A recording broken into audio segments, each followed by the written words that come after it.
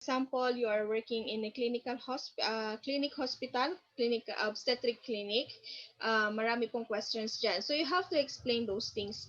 Ano nga ba ang role mo doon? Why are you asking those questions? Okay? But mostly, mga doctors po din ang nag-a-ask ng questions na ganyan.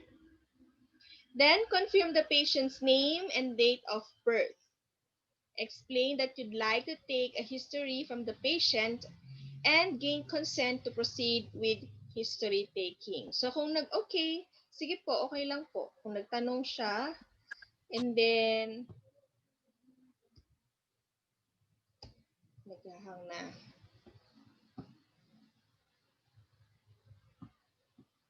Okay. So, kung nagtanong ka, tapos nag-oo siya, okay, then you go proceed. Key pregnant details or key pregnancy details.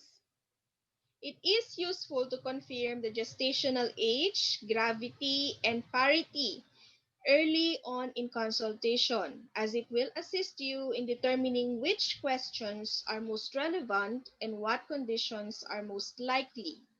Okay? So, kailangan mong tanungin ang gestational age. I know it's not actually tanungin, but you have to confirm.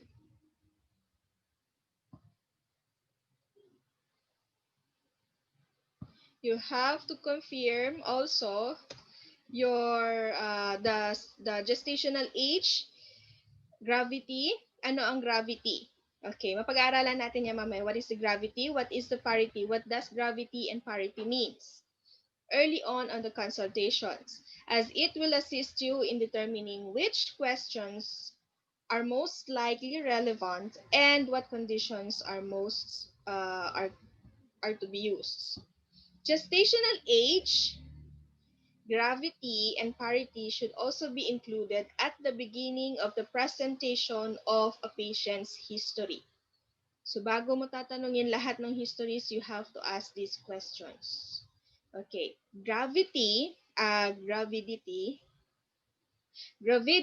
is the number of times a woman has been pregnant, regardless of the outcome.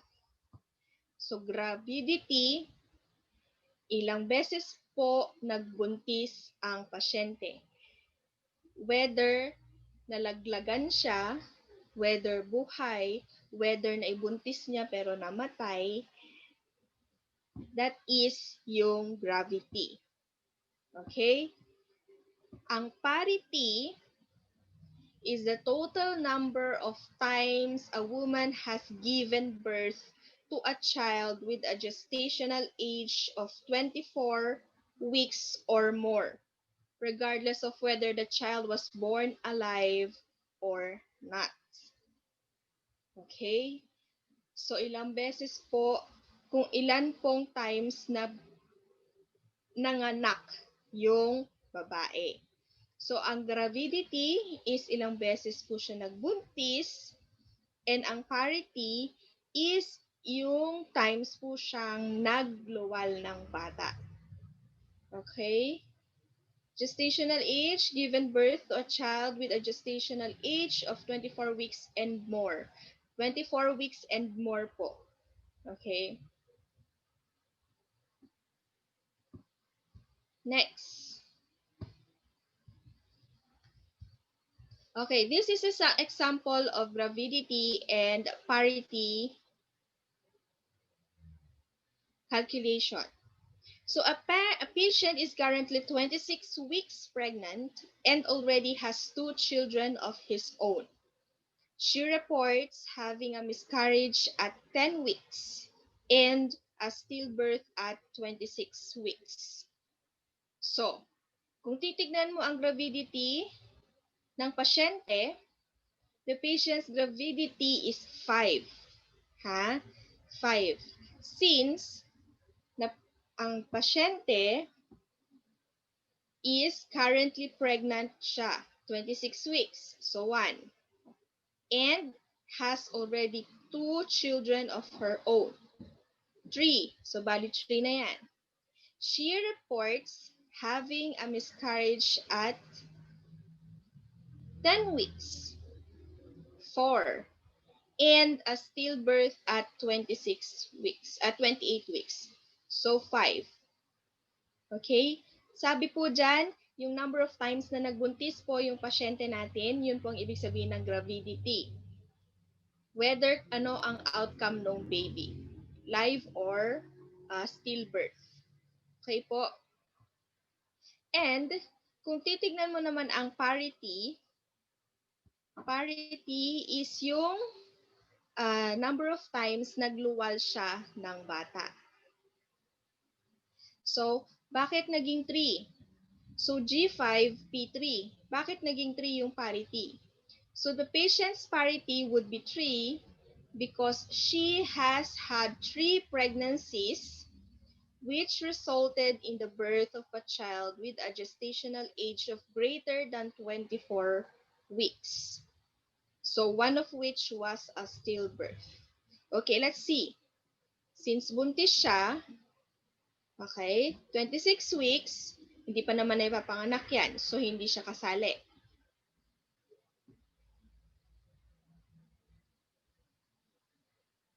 So, hindi siya kasali, okay? And then, paano naging 3? And has 2 birth. Meron na siyang dalawang live na anak. So, that is 2. And, she reports having a miscarriage at 10 weeks and a stillbirth at 28 weeks. Okay, so tatlo. Dahil nilabas niya itong si 24 weeks, itong si 28 weeks, kaso nga lang stillbirth yung bata.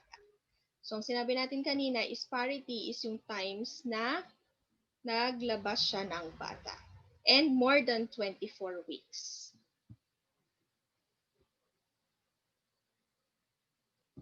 Okay. Now, let's go farther. Okay. How does a parity work for twins? So, paano naman daw kapag twins?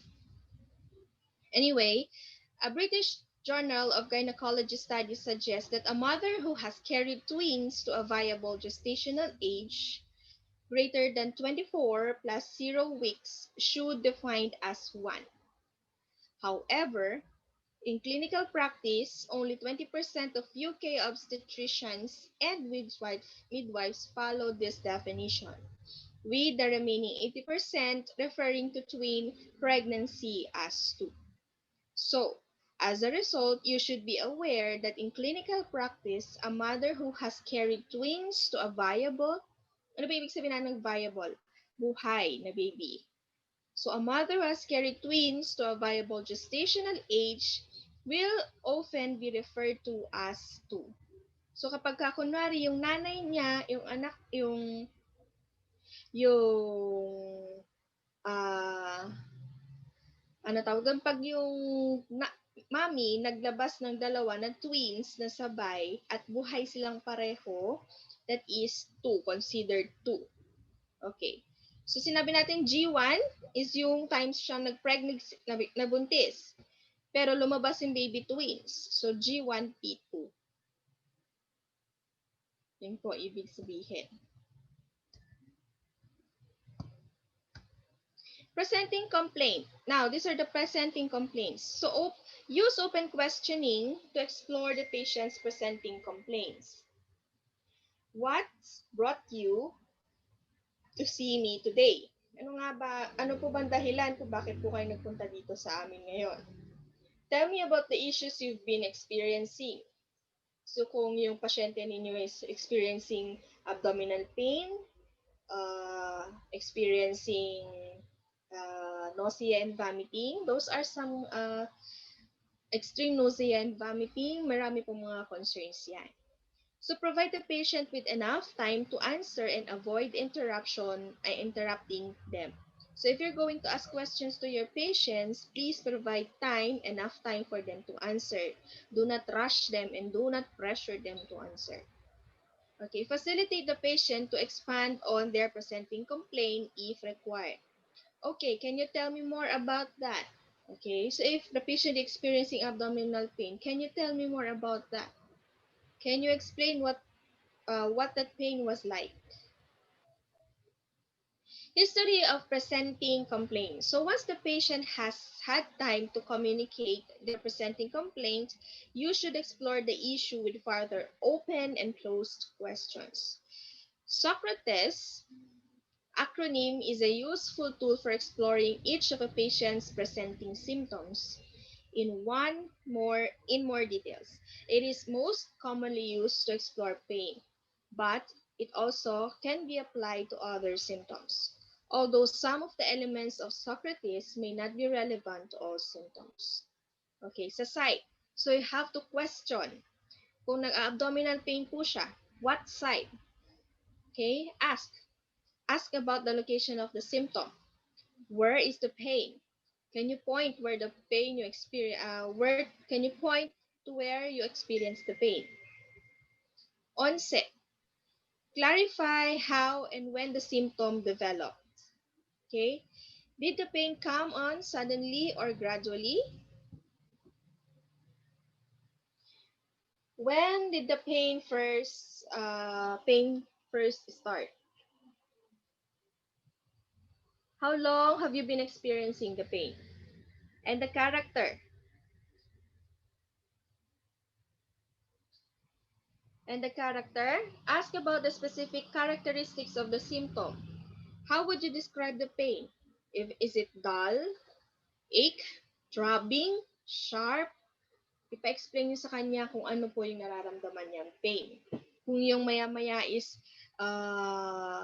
mamaya mawawala yung sakit hanggang sa pasakit ng pasakit, tapos hihina, tapos sasakit ulit.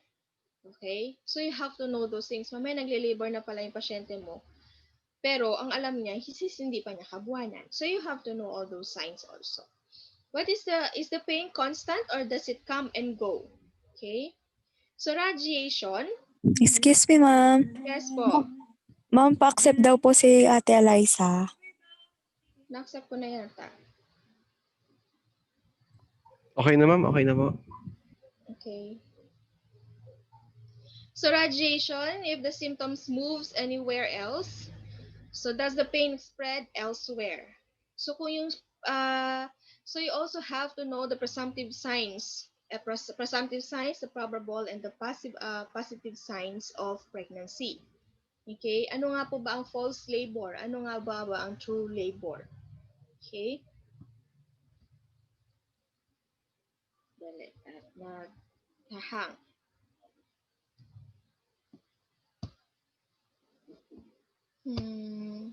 So associated symptoms. As if there are other symptoms which are associated with the primary symptom. Are there any other symptoms that seem associated with pain? Kung meron po bang kung may pain po ba siya sa abdomen, meron din po ba siyang shortness of breath? Okay? Meron din po ba siyang nagkakaroon din po ba siya ng headache or anything else? Okay? And time course. Clarify how the symptoms have changed over time. Kung yung sakit ng abdominal pain niya, yung abdomen niya is palala ng palala, okay, as time passes, palala ng palala yung sakit ng pain niya, so you should always ask those questions. Okay? How has the pain changed over time? So exacerbating or relieving factors, ask if anything makes the symptoms worse or better. So does anything make the pain worse? So for example, patients with symphysis pubis dysfunction may find going up or down the stairs makes things worse.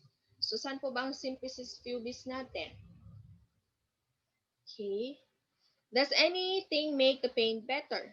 If the patients with gastroesophageal reflux may find that anti-acid medication with their symptoms. Mind you guys, ang gastroesophageal reflux is common din po sa mga pregnant women, especially during their first and second trimester.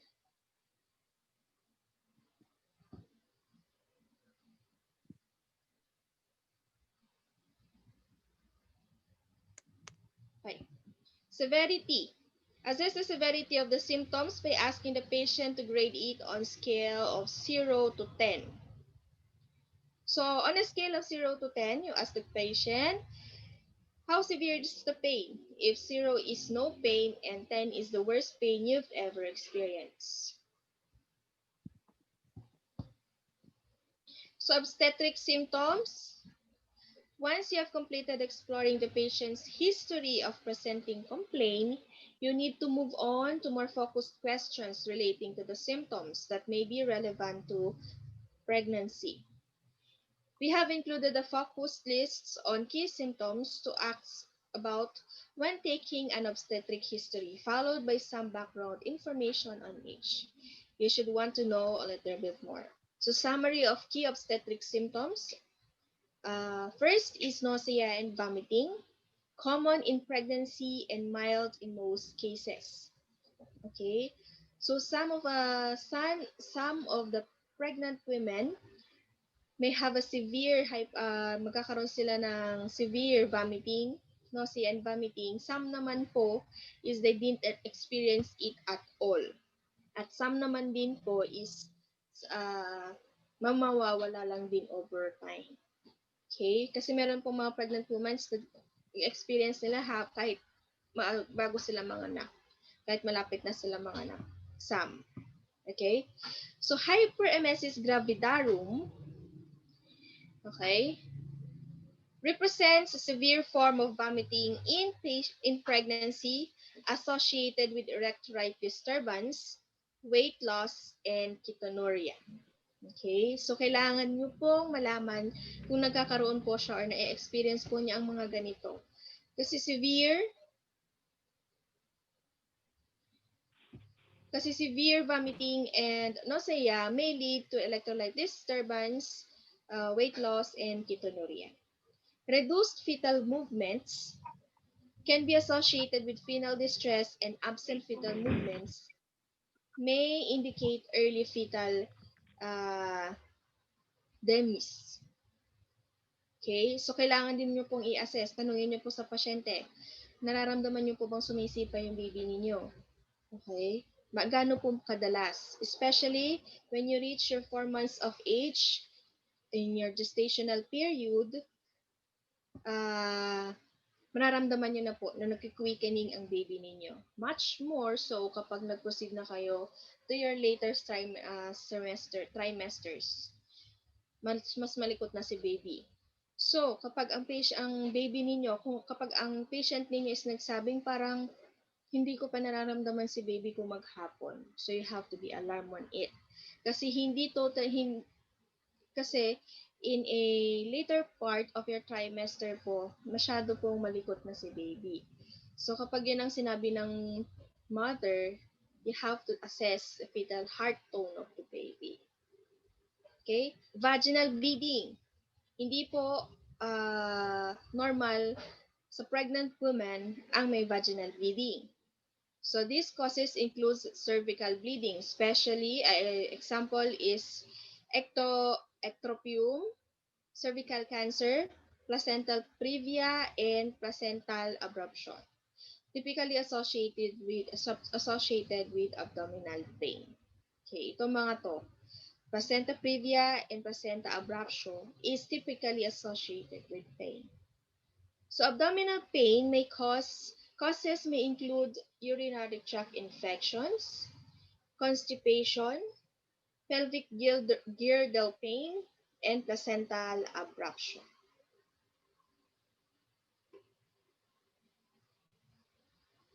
Okay. So you have to check also kung may history po ba ng UTI yung pasyente. And commonly din po kasi sa mga pregnant women is magkaroon po ng UTI. Okay? And constipation also. So, kailangan din pong i-check yung mga yun. Wait lang. So, vaginal discharge or loss of fluid. So, abdominal vaginal discharge may be caused by sexually transmitted infections such as gonorrhea, and the loss of fluid from the vagina indicates rupture of amniotic membranes. Headache, visual disturbance, epigastric pain, and edema are typically clinical features of preeclampsia. Okay? So mild edema is common and normal in the later stages of pregnancy. But if you notice the patient or your mother is already having edema sa second trimester pa lang po niya, you have to suspect or you have to assess further for suspect of preeclampsia. Pruritus associated with obstetric cholestasis, typically affecting the palms, soles, and the feet. So, meron din po mga ganyan-ganyan. Unilateral leg swelling, consider and rule out deep vein thrombosis. Chest pain and shortness of breath in pregnant women are at risks of developing pulmonary emboli. And systematic symptoms, fatigue, fever, and weight loss. Okay. Nausea and vomiting are very common in pregnancy but are typically mild, requiring only assurance and basic hydration advice. Nausea and vomiting typically begin between the 4th and 7th weeks of gestation, then peak between the 9th and 16th week, and resolve by the 20th week of pregnancy. Okay? So, mawawala na yan by the fourth month. Less than 4 months, 3 to 4 months, mawawala na po yung mga nausea, vomiting na yan. Persistent vomiting and severe nausea can progress to hyperemesis gravidarum. Hyperemesis gravidarum refers to persistent and severe vomiting leading to dehydration and electrolyte disturbance, weight loss, and ketonuria. Reduced fetal movement. Women typically starts to feel fetal movement between the 16 to 24 weeks of gestation. Primigravida. What do you mean by primigravida? This is the first pregnancy, first baby. Okay? Kapag ko sinabing multigravida, marami na pong beses. It's either 2, 3, 4 pregnancies. But if you call them primigravida, this is their first pregnancy. Women will often not feel fetal movement until after 20 weeks of gestation. So a woman or a mother will know what is the usual amount of fetal movement she experiences. Therefore, if a reduction in fetal movement is reported, it should be taken very seriously. Okay, ito po yung sinasabi ko kanina. Reduced fetal movements are associated with adverse pregnancy outcomes, including stillbirth, fetal growth, restriction, placental insufficiency, and congenital malformations. So these are some of the signs of reduced fetal movements. Stillbirth, fetal growth, the restriction, placental insufficiency, and congenital malformations. So you should always ask about fetal movement once the patient is of the appropriate gestation to be able to feel them. So if you should ask these questions appropriately po. Do not ask the question kapag ka 1 month pa lang siya or 3 weeks or 1 month pa lang yung baby. You shouldn't ask this movement ng bata kasi hindi pa po nila nararamdaman yan. Okay, vaginal bleeding is important symptom that can be related to a wide range of obstetric and gynecological diseases. It is important to ask about pain, associated trauma, including domestic violence, fever, malay, recent ultrasound scan, etc. Etc. Example is the position of the placenta, cervical screening history, sexual history, and past medical history to help narrow the differential diagnosis. Okay, so you have to ask these questions. You should also ask about fatigue if anemia is suspected and symptoms of hypovolemic shock. Example is syncope or pag-faint. Vaginal discharge. All healthy women will have some degree of regular vaginal discharge.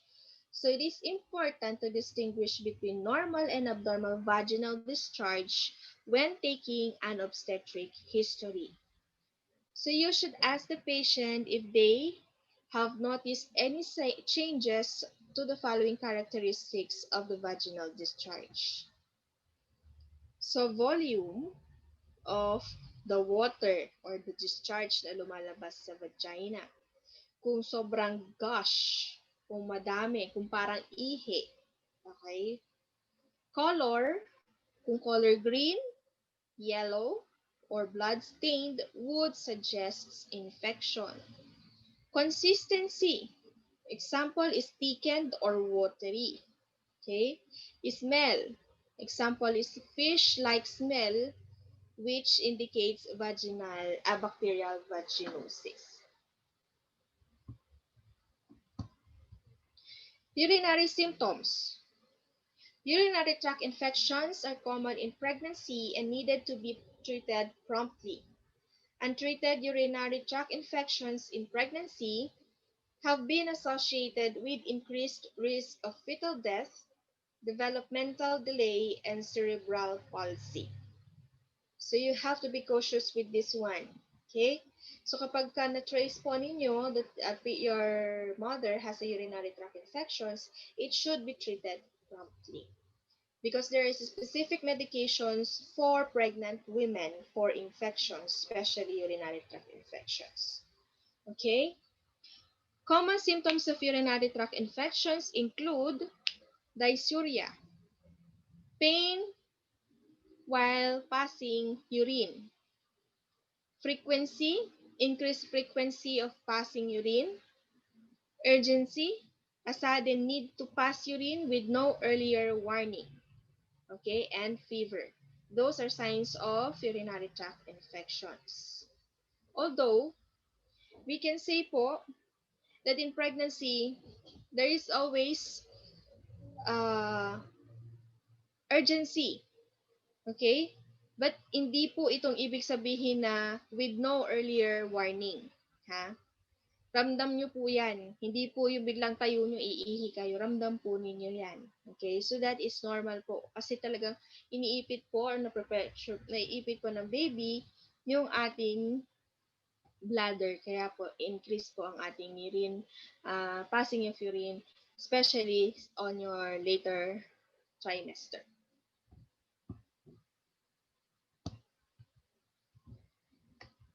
Headache, visual changes, epigastric pain, edema, preeclampsia. Okay, you have to take note of this. Preeclampsia is related a relatively common condition in pregnancy, which is characterized by maternal hypertension, proteinuria, edema, fetal intrauterine growth restriction, and premature birth. The condition can be life-threatening for the mother and the fetus. As a result, it is essential to ask about symptoms of preeclampsia as part of every patient review during pregnancy. Okay. How do you assess for preeclampsia? The key symptoms. First is headache, typically severe and frontal. Frontal. Okay? Hindi po normal po sa sa pregnant woman ang nagkakaroon po ng headache. Although some meron po, but hindi po yung continuously. Maya't maya po naghe-headache siya. It's not normal. Okay, swelling of the hands, feet, and face. Pain in the upper part of the abdomen, especially the epigastric tenderness, visual disturbance, blurring, or flashing lights, and reduced fetal movement.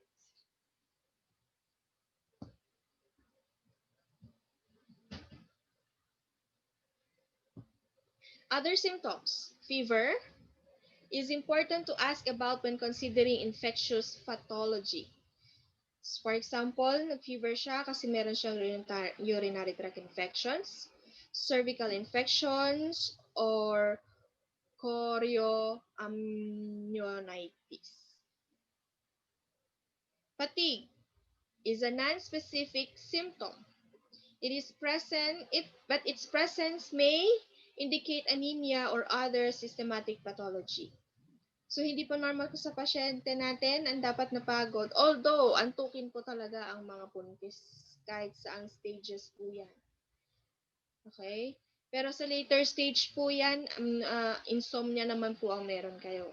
But, hindi po normal ang fatigue. Antukin lang po pero hindi po normal ang fatigue. Okay?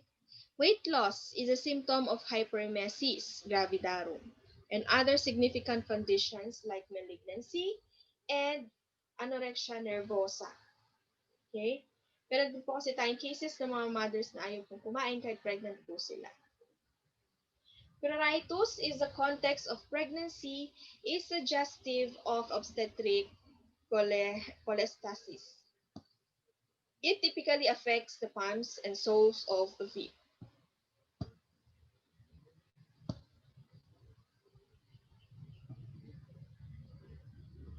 Current pregnancy. Okay, gestation.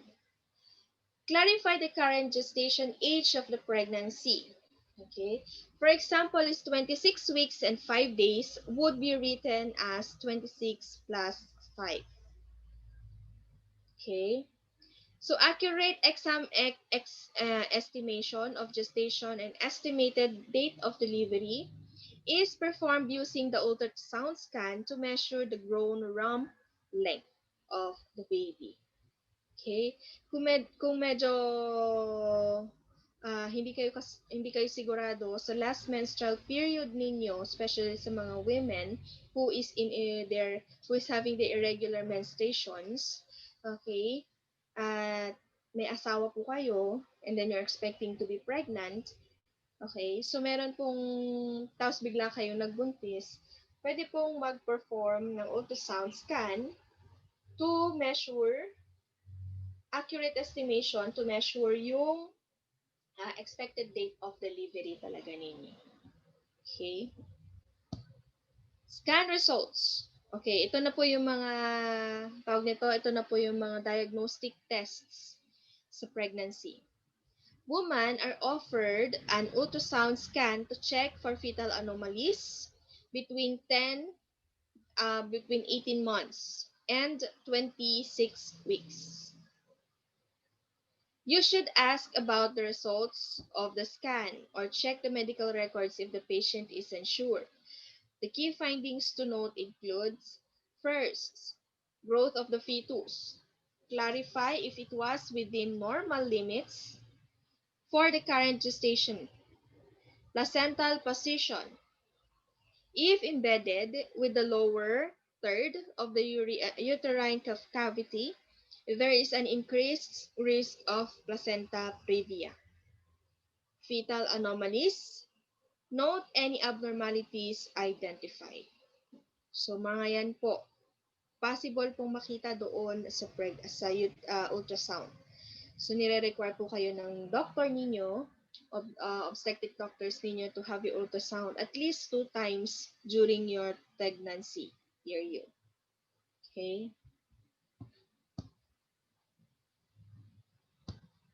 Screening. Okay? Meron po tayong screening. Yung para makita po yung mga abnormalities ng bata. There are several types of screening that women are offered during pregnancy. Okay.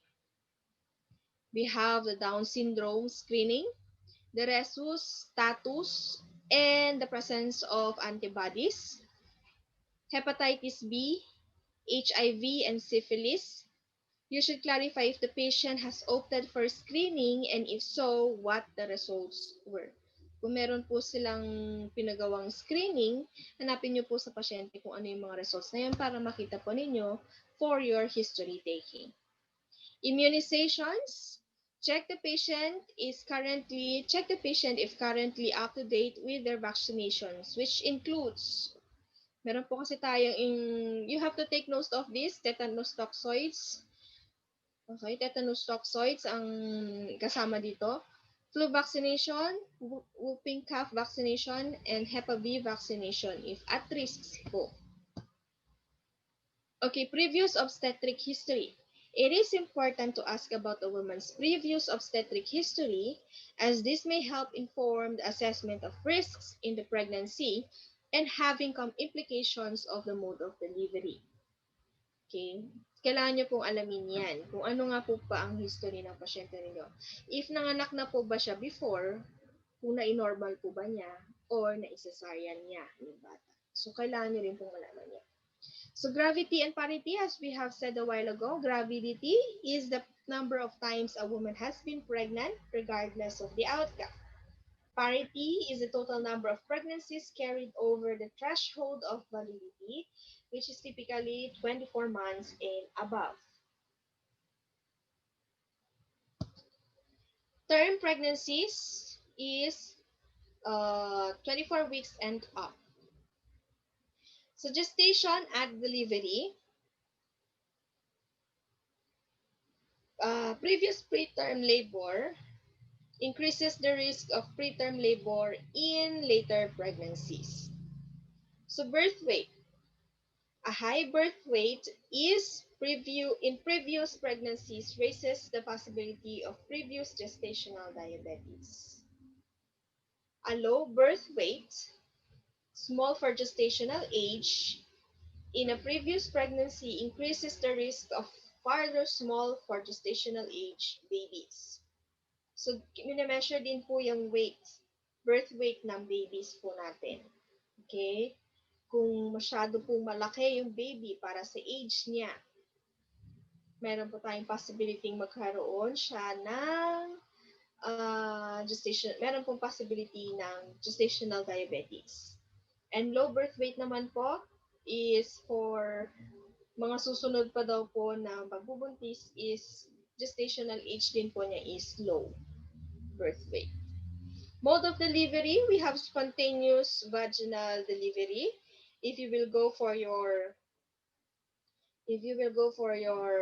rotation in the operating room, especially sa OR, LRDR, yan, ma-experience nyo po yung mga yan. Spontaneous delivery and cesarean section. So, hindi po masyado tayong gumagamit ng assisted vaginal delivery. Yung forceps, okay, hindi po tayo gumagamit yan. Cesarean section will have implications for the choice of future mode of delivery. Okay? So, kung cesarean section ka po ngayon, so may possibility na yung susunod po, ganun na rin po. So, kapag ka spontaneous delivery, meron pong chances na NSD po ulit na susunod. Okay. Complications. Antenatal period. Antenatal is during pregnancy. Before pregnancy. Pregnancy, antenatal is before pregnancy. Preeclampsia, gestational diabetes, gestational hypertension, placental previa, and shoulder dystocia. Postnatal period, postpartum hemorrhage, perineal and rectal tears during delivery, and retained products of conception. And assisted reproduction, clarify if IVF or other assisted reproductive techniques were used for any previous pregnancies. Tanungin din po ninyo kung nag-in vitro fertility ba yung pasyente ninyo. Pero kung dito po sa Philippine settings, bihira po magkaroon ng ganun kasi mahal po. Unless, sobrang yaman po ninyo. Stillbirth, as stated below, asking about stillbirths needs to be done in a sensitive manner. Okay, huwag niyong bigla-biglang, yung mga anak niyo ba, yung una bang anak niyo buhay patay? So don't answer those questions like, don't ask questions na pa ganun, ha? As much as possible, you have to talk to your patient privately and with care. Okay? Yung bang tipong yung bang tipong pag kinausap ka niya ano, mapagkakatiwalaan ka niya, tingin niya sa iyo is mapagkakatiwalaan ka niya. Yung mga ganung bagay. A stillbirth is when a baby is born dead after 24 completed weeks of pregnancy. Sensitivity clarify the gestation of the stillbirth if it is not already documented. Other pregnancies. Questions about miscarriage, terminations, and ectopic pregnancies need to be asked in a sensitive manner also in a private setting. It can be very difficult for women to discuss these topics. Okay? Especially itong miscarriages. Okay? Or terminations or ectopic pregnancies. It can be very difficult for a woman to discuss these topics. These questions should only be asked when relevant by a patient or a person who is competent to do so. Miscarriage, ito na po yun. Miscarriage is the loss of pregnancy before siya mag 24 weeks of gestation. Okay? Gestation, clarify the trimester at which the miscarriage occurred. Gestation, yung age of gestation. Okay? Clarify the trimester. Okay? Mind you guys na meron po tayong first, second, and third trimester. 1 to 3 months, 4 to 6 months, and 6 to 9 months. 7 to 9 months. Okay? Yun po yung mga first, second, and third trimesters. So, kailangan mo pong alamin kung ilang weeks na po siya. So, that is what you call gestational age. Other terms or other details clarify if medical or surgical management was required for the miscarriage and if any cause was identified for miscarriage. Ectopic pregnancy is when a fertilized egg implants itself outside of the uterus. Okay, usually in one of the fallopian tubes. Clarify the site of the ectopic and how it was managed. Okay. Kung medical ba, nagamot through gamot-gamot, or no surgery siya. Medical conditions. Medical conditions which are practically important to be aware of during pregnancy. Ito po. Diabetes 1 and 2. Diabetes types 1 and 2. So blood glucose control can deteriorate significantly during pregnancy, resulting in poor mental health and fetal complications. Okay, so diabetes 1 and 2, blood glucose control can deteriorate significantly during pregnancy, resulting in poor mental health and fetal complications. Hypothyroidism, untreated or undertreated, hypothyroidism can result in congenital hypothyroidism with significant neurodevelopmental impact. Epilepsy during pregnancy pose a risk to both the mother and the fetus. And many anti-epileptic drugs are teratogenic. Teratogenic is harmful sa fetus. Yun po yun. Harmful po sa fetus. Previous venous thromboembolism. Pregnancy is a thrombotic state. Therefore, women who have previously developed a venous thromboembolism are at significantly increased risks of developing further VTEs without prophylactic treatment. Example is low molecular weight heparin. Blood-borne viruses like hepatitis B, HIV, hepatitis C pose a risk to the fetus during pregnancy. Okay, meron tayong vertical transmission.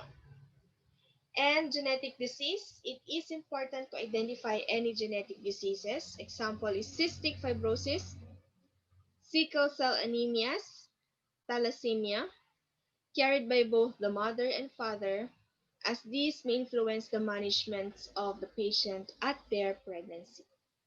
So example is arranging input from the pediatric team immediately after delivery. Bakit kailangan nating malaman ng mga genetic diseases, mga histories? Okay? Para po mai-ready po natin sila kapag kunwari kayo ay mga anak na, yung mga pediatric team para tumulong sa delivery ninyo. Prescribed medication. Clarify the prescribed medications that the patient has been taking since falling pregnant. Okay. Noting which they are still taking in and which they have now stopped, including drug name, the dose, and the route. Are you currently taking any prescribed medication or over-the-counter treatments? Have you stopped taking any prescribed medications since you became pregnant? Ask if the patient was using contraception prior to becoming pregnant. Kung if so, clarify what method of contraception was being used. Check the patient has stopped their contraception or had their contraceptive device removed. Okay? Yung mga coil po, yung mga implants po sa loob, kung natanggal na po. If the patient is taking prescribed or over-the-counter medications, document the name of the medicine, the dose, the frequency, form, and the route. Ask the patient if they're currently experiencing any side effects from their medication. Okay. Have you noticed any side effects from the medication you are currently taking in? Kasi meron po mga ibang prenatal drugs po tayo na meron pong effects sa katawan din po ng pregnancy. Okay? Minsan nagkakaroon po ng hyper acidity. Okay? So, baka pwedeng sabihin nyo sa doctors ninyo na palitan nyo yung gamot ninyo. Teratogenic drugs. What is teratogenic drugs? Ito po yung mga toxic sa bata. Prenatal. During pregnancy po. Teratogenic, meaning po harmful po sa bata na mga medicines, sa mga gamot. Is yung mga ACE inhibitors, mga sodium valproate, methotrexate, retinoids, and trimethoprim. Pero, ma-encounter nyo po yan sa pharmacology. Bakit siya naging teratogenic? So, medications frequently used during pregnancy. Some medications are commonly used in pregnancy to both reduce the risk of fetal malformation and treat the symptoms of pregnancy. For examples of medications commonly used in pregnancy is folic acid, recommended daily from the first trimester of pregnancy to reduce the risk of neural tube defects in the developing fetus. Oral iron, frequently used in pregnancy to treat anemia. Antiemetic, ano ang antiemetic?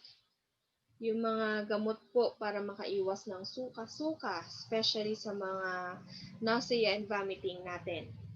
Frequently used in patient to manage nausea and vomiting. Our example is hyperemesis gravidarum. Antacids, frequently used to manage gastroesophageal reflux symptoms during pregnancy.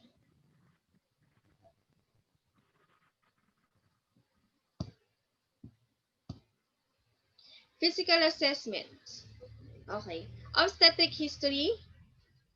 So we'll assess the woman's pregnancy history using the GT-PAL.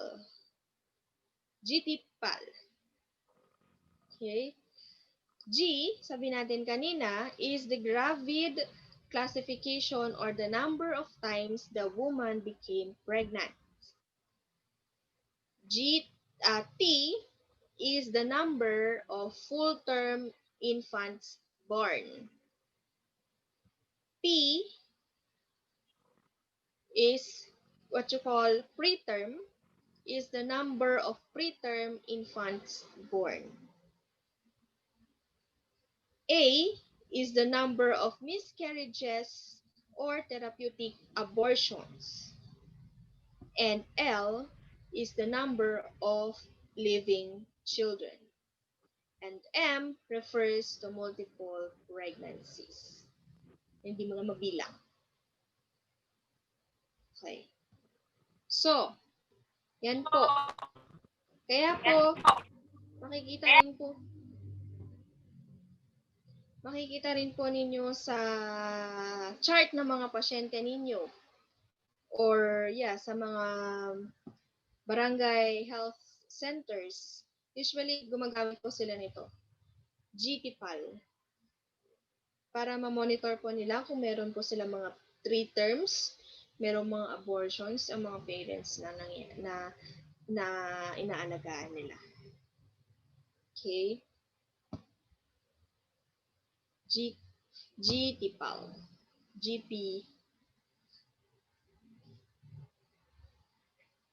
Okay, laboratory assessment, sabi natin kanina, diagnostic exams din po, pap smear. Ayan. Hindi na po natin anuhin yan. Okay? This one po, blood studies. Okay? Bago po kayo manganak, or kung may mga history po kayo of anemia, nire-require din po kayo ng mga doctors ninyo, mga obstetric doctors ninyo, na magpa-check po ng blood. So, ang complete blood count should be taken to assess the hemoglobin, hematocrit, and red cell index and determine the presence of anemia. Bakit kailangan natin i-treat ang anemia? Because mind you guys, dalawa po ang inaalagaan ng blood ninyo. Yung katawan ng baby at yung blood ng baby at yung katawan ninyo. Kaya rin po nagkakaroon tayo ng supplements like iron and folic acid. White blood cell counts and platelet count must also be obtained to assess for infection clotting ability. Okay? Ito naman din pong blood typing with RH factor. Usually po, ito is yung if merong history of RH problems.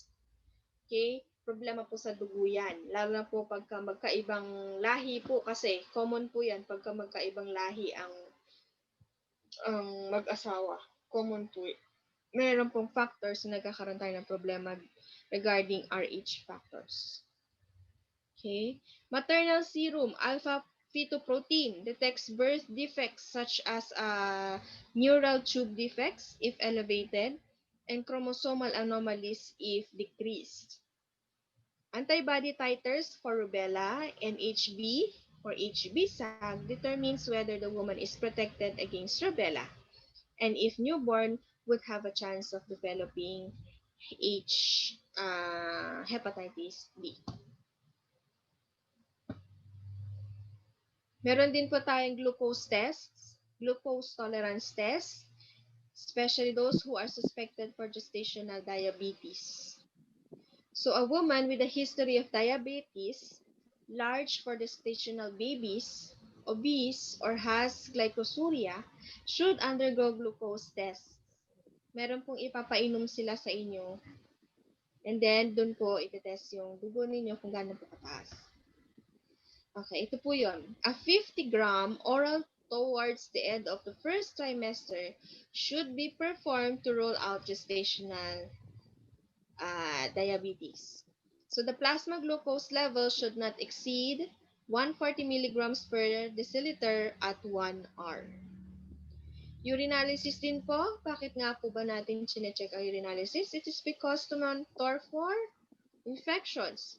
Urinalysis for infections, for glycosuria, and pyuria. Kawan, bigyan mo.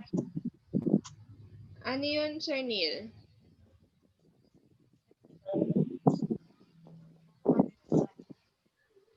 Mark Neil, speaker mo. This can be done through test strips or microscopic examination of the urine.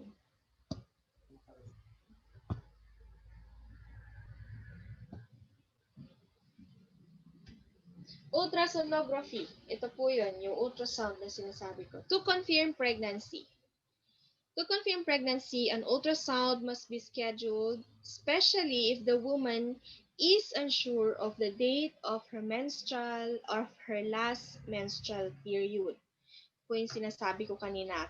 Para po ma-calculate ng accurate yung luwal mo sa baby mo. Okay? Kasi especially now, mostly po sa mga is meron po mga irregularities during menstruations. So kung irregular ka, na-expect mo na mag-mens ka sa susunod na buwan, so hindi mo expect yung buntis ka. And then eventually nabuntis ka nga.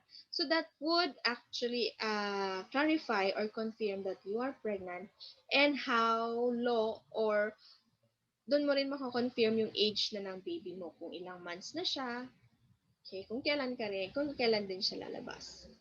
Also, ultrasonography would also determine the growth of the fetus, but only the gestational sac would be seen at this stage. Okay, hindi po kasi agad-agad din ipa-ultrasound kayo ng doktor. Ha? Meron pong age yan ng baby kung kailan po ipa-ultrasound kayo ng doktor. Hindi po sinabing agad-agad na pag sinabing 1 month ka na ipa-ultrasound ka na. Meron pong age ang baby para ipa-ultrasound ka. Presumptive, probable,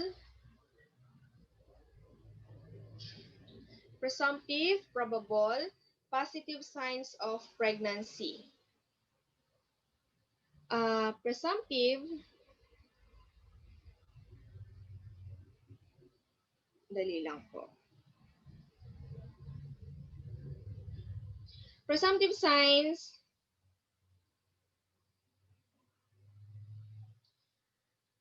Presumptive signs of pregnancy refers to signs and symptoms that may resemble pregnancy signs and symptoms that may in fact be caused by something else. So one of the presumptive signs of pregnancy is the absence of period. This is a sign of pregnancy. Missing a period can also result from things such as sickness or stress in woman's life. So this is not a reliable sign of suspected pregnancy. So that is why it is called presumptive. Baka lang buntis siya. Okay? Nausea or vomiting is also a presumptive sign of pregnancy. But those can occur from a number of other reasons, such as flu or food poisoning. Fatigue is another presumptive sign. Fatigue can occur for a number of reasons, pregnancy related or not. Frequent urination and breast tenderness are also presumptive signs of pregnancy. But frequent urination can occur simply if a woman happened to drink a large amount of fluid or if a urinary tract infection is present. Breast tenderness is also a sign that a woman is getting her period, not just of pregnancy. Probable. Probable signs of pregnancies are signs that indicate pregnancy the majority of the time. However, there is still the chance that they can be false or caused by something other than pregnancy. So probable are signs that indicates pregnancy, but pwede rin pong ulit maging false, still a chance that can be false. A positive pregnancy test, okay, isa ulit pong laboratory test ito, pregnancy test, is a probable sign of pregnancy. However, in some instances, pregnancy tests can give false positives for a variety of reasons, such as the urine too diluted when the test is taken, or the instructions not being followed completely. Okay? An enlarged abdomen is another probable sign of pregnancy, but this can also occur from bloating, during menstruation, and a slight weight gain. So, yung may mga malalaking tiyan po dyan, pwede pong sabihin lang nating bilbil lang po nila or talagang buntis sila. Okay? Unless palaki ng palaki in a matter of months. Positive signs of pregnancy are signs that cannot, under any circumstances, be mistaken for other conditions and are evidence that pregnancy has occurred. These signs include fetal heart sounds by a Doppler in an doctor's office, ultrasound detection of the fetus, or the movement of the fetus felt by a doctor. These signs cannot be brought on by any other condition. There is no mistaking or faking the sound of fetal heartbeat. Okay? Hindi po daw pwedeng gawing joke or wala daw faking ang fetal heartbeat. Okay? And or seeing a fetus on an ultrasound screen. Pregnancy, during menstruation, ito po yung parang simple anatomy lang po natin. During menstruation, the uterus sheds its lining. However, the presence of an embryo inhibits the process. Okay? During menstruation po yan. Hindi po ba pag nagme-menstruate tayo, meron pong dugo lumalabas. Yung uterus po natin is nagshe-shed. Nililinis po niya yung lining ng uterus natin. However, kapag pregnant po kayo, or dahil po sa presence of an embryo, it inhibits the process. So, nagkakaroon kayo ng cessation of menstruation or uh, amenorrhea. Lack of menstruation often is the first step of pregnancy. Okay, kung napansin niyo na 2 weeks na kayong delay, since doon sa inyong menstrual chart, irregular naman kayo. Pero 2 weeks na kayong delay. So, there is a presumptive signs. A lack of other symptoms associated with menstruation, including premenstrual pain, may indicate a lack of menstruation, which in turn may result from pregnancy. Kasi meron po din tendency na nagkakaroon po kayo ng mga uh, cramps or yung dysmenorrhea, yung mga cramps sa lower pelvis natin. So there is a lack of it is either a lack of menstruation, which in turn may result from pregnancy. Hormonal and physical changes during pregnancy can lead to symptoms that are similar in some ways to PMS or the premenstrual syndrome, including fatigue and nausea. So hindi mo pa talaga masasabi talaga yung buntis ka kasi nga parehas lang din siya sa premenstrual syndromes. Okay? So, ang probable signs mo dyan is pregnancy test nga na sinasabi natin. So, if these symptoms occur, a lack of PMS is likely to be noticeable. Women who believe that they may be pregnant should take a pregnancy test. Amenorrhea, this is what I'm talking to you about. Significant weight loss or physical activity can also cause the menstrual cycle to miss one or more periods. Athletic amenorrhea is a known complication of many female athletes. For instance, a 1999 article in the Journal of Clinical Endocrinology and Metabolism collated evidence from previous research showing that amenorrhea occurs in around 5% to 25% of female athletes. It can be treated, including by prescribing oral contraceptives to regulate hormonal activity. Chronic illnesses can cause amenorrhea, as can some of the medication used to treat them. Similarly, drug abuse can lead to an absence of menstruation in some cases. Okay. So, this is my lecture for now. Uh, Sir Martin and Ma'am Cynthia are going to lecture about the labor and delivery of a pregnant woman. Hello, Sir Martin. Yes po. Thank you, ma'am. Okay, thank you, sir. Thank you po, Ma'am Jen. Thank you.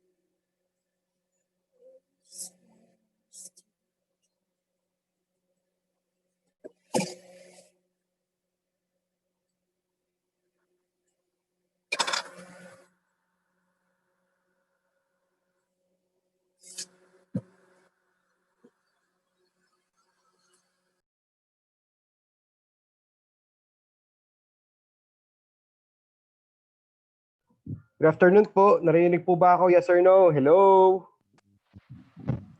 Good afternoon, sir. Okay. Okay, wait lang ha. May init na ba yung mga pat ninyo? Yes, sir. Charot. Okay, wait lang. Ito pala, no, bago tayo mag-start, gusto ko muna lahat makita kung naka-open lahat ng camera. Okay? Uy, sino yun? Paki-open lahat ng camera. Hindi tayo magsisimula pag may mga naka-close.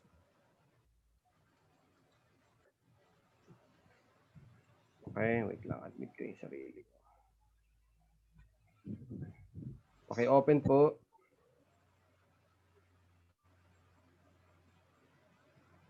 Yung mga hindi pa rin naka-open. Gusto ko lang kayo makita. Kasi wala kayong subject sa akin na lecture eh. Kayo lang yung year na wala.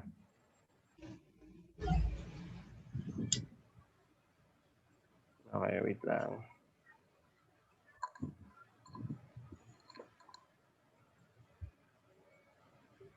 Uulan na ba dyan sa inyo? Feeling ko parang uulan eh. Sir, umuulan na dito.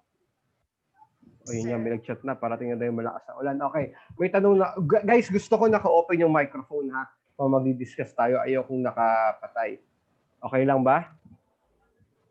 Okay lang, naka-open? Yes, I-open niyo yung microphone nyo kasi pag may... Wait lang, paano ba? Kasi gusto ko, pag nag-discuss, may naririnig ako, may mga nagsasalita. Okay ba? Paki-open yung microphone.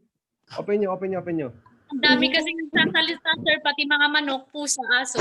Okay, kung feeling nyo, maingay. Okay, kung feeling nyo maingay sa lugar ninyo, i-mute mo na yung microphone mo. Kung feeling mo lang, maingay. Pero kung feeling mo naman, hindi ka makaka-istorbo, okay, sige, open mo. Sige, may tanong lang ako, kayo mag-decide, okay? Mabilis, mabagal. Mabagal, sir. Mabagal discussion, mabilis. Kayo mag-decide. Ay, Kasi, mabagal, kasi sa sir. totoo lang, mabilis talaga ako magsalita. Mabilis. Bakit Mabilis. Bagal, sir, para smooth.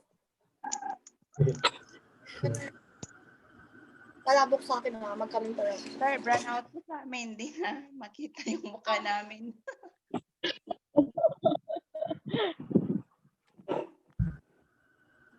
Sir, brown out po dito sa amin. Sir, brown out? Nice! Sa Sir, amin, brown out din, low back. Brown out po. Nako.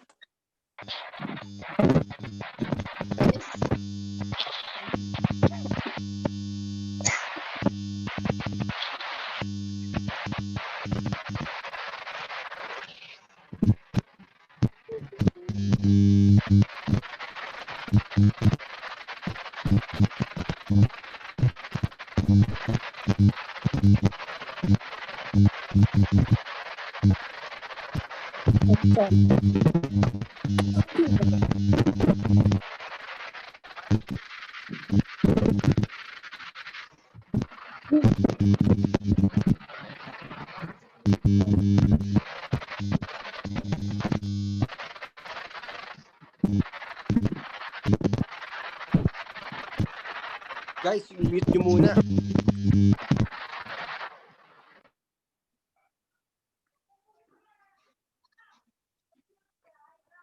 Paano to? Brown out. Wait lang.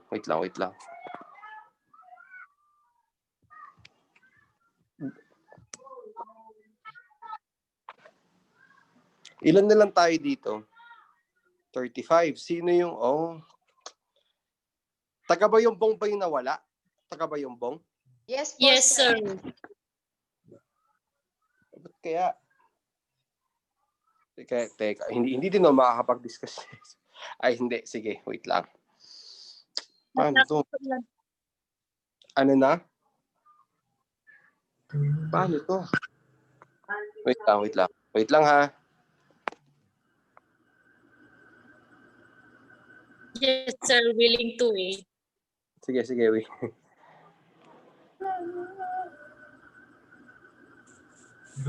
Era, gakasnak lang nila baan.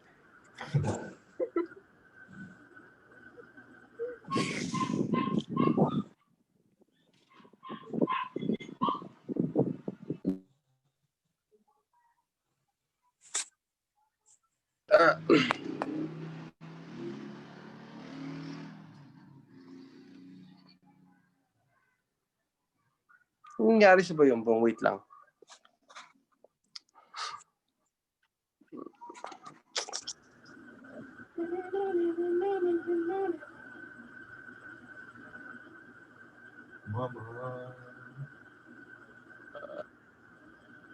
Paano to? Whiteboard tayo.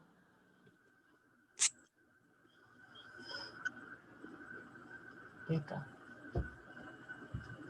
Low. Wait lang guys, wait lang. Mika.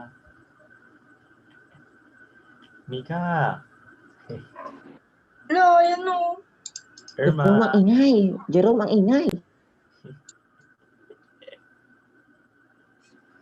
Malkaron. Irma. Ang landi. Jmar. Ingay mo, Roy. Ano ba yan? Okay na, wait lang. Meron na. Meron na, sir. Wait lang. Charge lang ako, sir. Isaksak nyo mga pwede nyo isaksak. Sira ulo tong kuryente na to.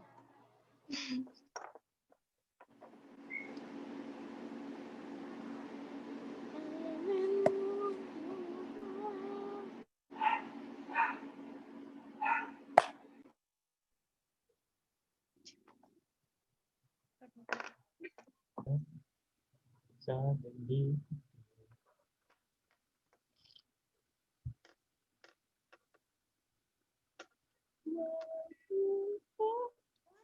Ala, wala na net. Brown out man na. Loklo ko man.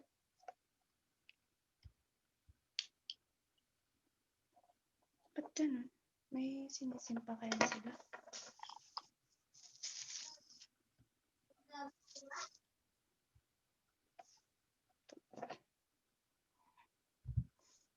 Nakaligtas ako. Mongoloid.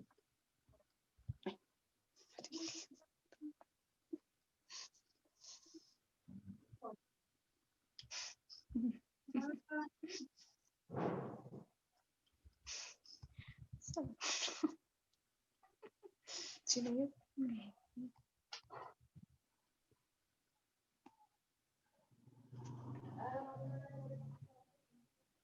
Hello. Second chance is enough. Hindi pa nga kon yun eh.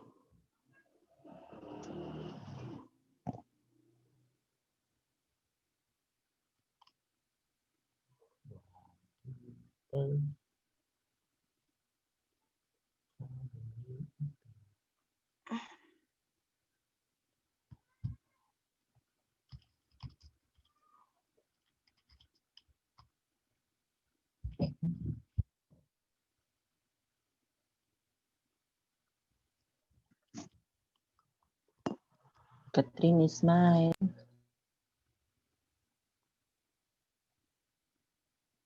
Ay, ito yung kwan. Ganda ng ngiti. Catherine. In Ito la yung day. taak ng lampito ko. May kachat si Catherine siguro, kaya ang ganda ng ngiti. Si Bebang. yun? Si Ben at saka si Ay, Boyo. Franz Casal. Ay, lampitok naman yun, di ba? Ay.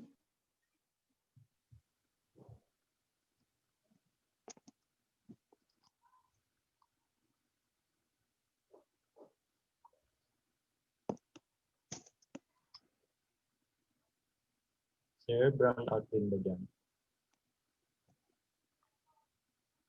Pag naka-wifi na tayo, so wala na, hindi na tayo makakakonay. May depasin. When syempre, lalo na kapag kwan, yung sinaksak ay ng wifi.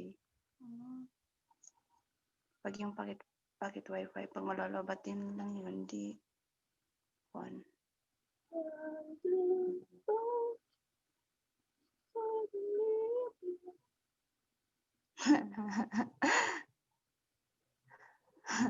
Ay. Anyways.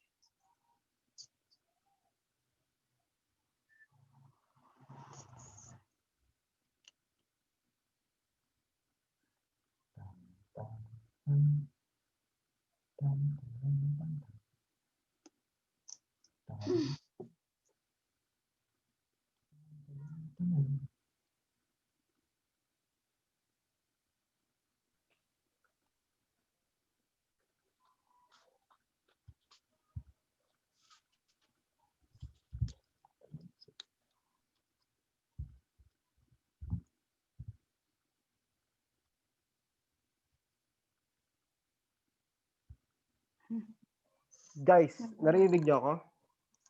Yes, Yes, sir. sir. Okay. Lolo-lolo tayo ng Nobel ko. Di bale, Ay. Yes, sir. Okay. So, ayun na nga. Saan tayo? Mabilis ba bagal? Kayo mag-decide. Mabilis ba bagal? Sir, mabagal. Gaano kabagal? Mabilis Mabagal. Mabagal, sir. Hindi nga. Ayaw niyo na mabilis. Ayoko, sir. Ayaw. Gusto niyo na mabagal. Dahan-dahan. Yes, sir. Ayun na. Yes, Wow, sir. Jerome. Kasi kahapon. Hindi. Actually, yung kahapon, pigil pa ako noon. Yes, Totoo sir. lang. Bilis kahapon.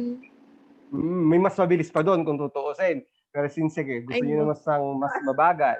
Pero kung mabibilisan ko yung lecture ko, sabihan niyo ako, okay? Kasi sa totoo lang, may naging instructor kasi ako noon, sobrang bilis. As in, mabilis siya magturo. At the same time, effective siya. Kasi yung attention mo, talagang nakatutok ka. Kasi every word na mababanggit niya, isusulat mo siya agad. Hindi yung parang, pregnancy, the theories of labor. Okay, ganun tayo. Sige. Sir, Okay, yung baka- normal lang. Yung normal lang. Sige. Ang gusto ko lahat, since gusto nyo na mabagal, gusto nyo ng normal lang, gusto ko lahat kayo nagsasalita. Pag nagtanong ako ng yes or no, ang babanggit nyo sa akin yes. Nagkakaintindihan ba tayo yes or no? Noted, Yes. sir. Yes, sir. Yes lang. Pag tinanong kita, yes lang ang sasabihin mo. Okay? Nagkakaintindihan ba tayo yes or no? Yes, Yes, Okay ba ako sir. yes or no? Yes, sir. Yes, Yes. sir. Yes ka lang ng yes kasi pag mag-yes ka, ibig sabihin nakikinig ka. At pag nakikinig ka, papasa ka ng board exam. Hindi yung aasa ka kay Willie at sasabihin mo, salamat Shopee. Hindi yung ganun, okay? Huwag yung ganun. At dahil nakikinig ka sa akin, yes or no? Nakikinig ka ba yes or no? Yes, sir. Sabihin mo, salamat Shopee. Yes. Yes, sir. Yes, sir. Okay, sige. Yes. Start natin yung discussion. Guys, ganito lang yan, ha? Ay, wala talagang kuryente. Ako, whiteboard. Wala tayong PowerPoint, ha? Whiteboard. Kaya ang gusto mo mag-take note, hawakan mo yung ballpen mo, kumuha ka ng papel. Okay? Whiteboard tayo. Hindi yung usual na PowerPoint. Okay? Okay, wait lang. Share screen ko lang. Ano daw topic ko? Ano sabi? Huwag ka magalit sa ginagawa ko. Naka-open pala yung mic. Ayan, okay.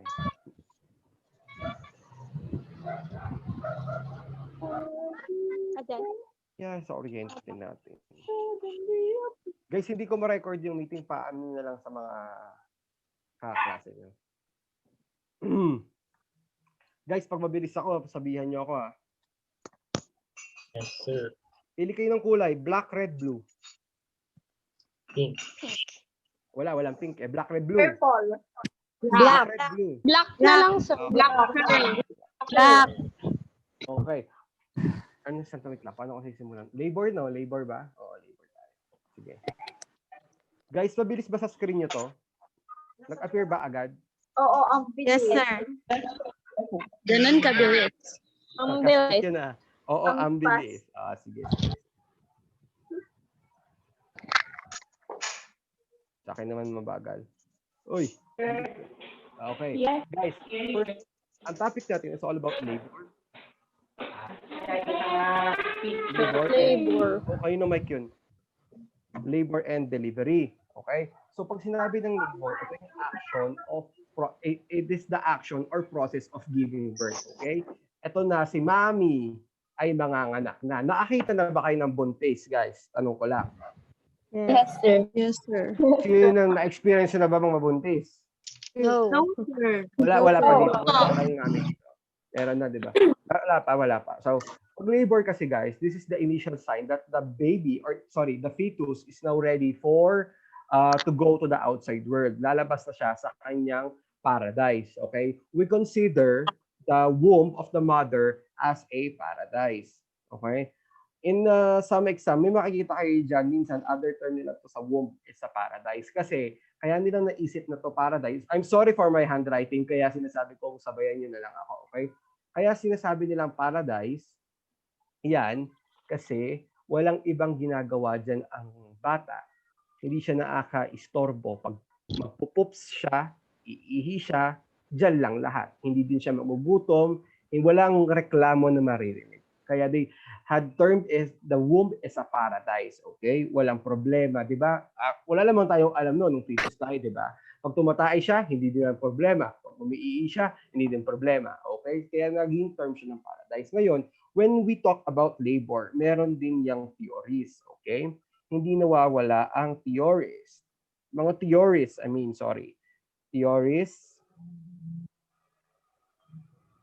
of labor. Pati ba naman dito may definition? Yes, hindi tayo mauubusan ng definition, okay? So this theory of labor is only for the onset of labor.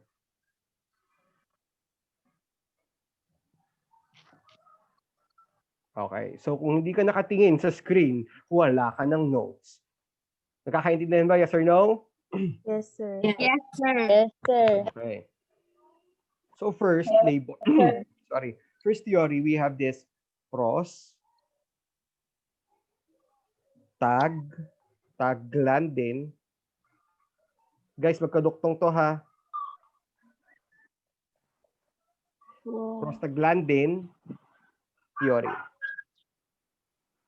Yan, theory. Okay. So ito yung nag-initiate ng labor. So prostaglandin theory, it initiates initiation of labor. Okay? So this is where the uterine contraction, this is where nagkakaroon tayo ng increase in prostaglandin that synthesize, that turns into a uterine contraction. Okay? So prostaglandin theory, it is the initiation of labor. Next we have, sa part na to, na-stimulate na yung pag-ripen ng cervix. Okay? It stimulates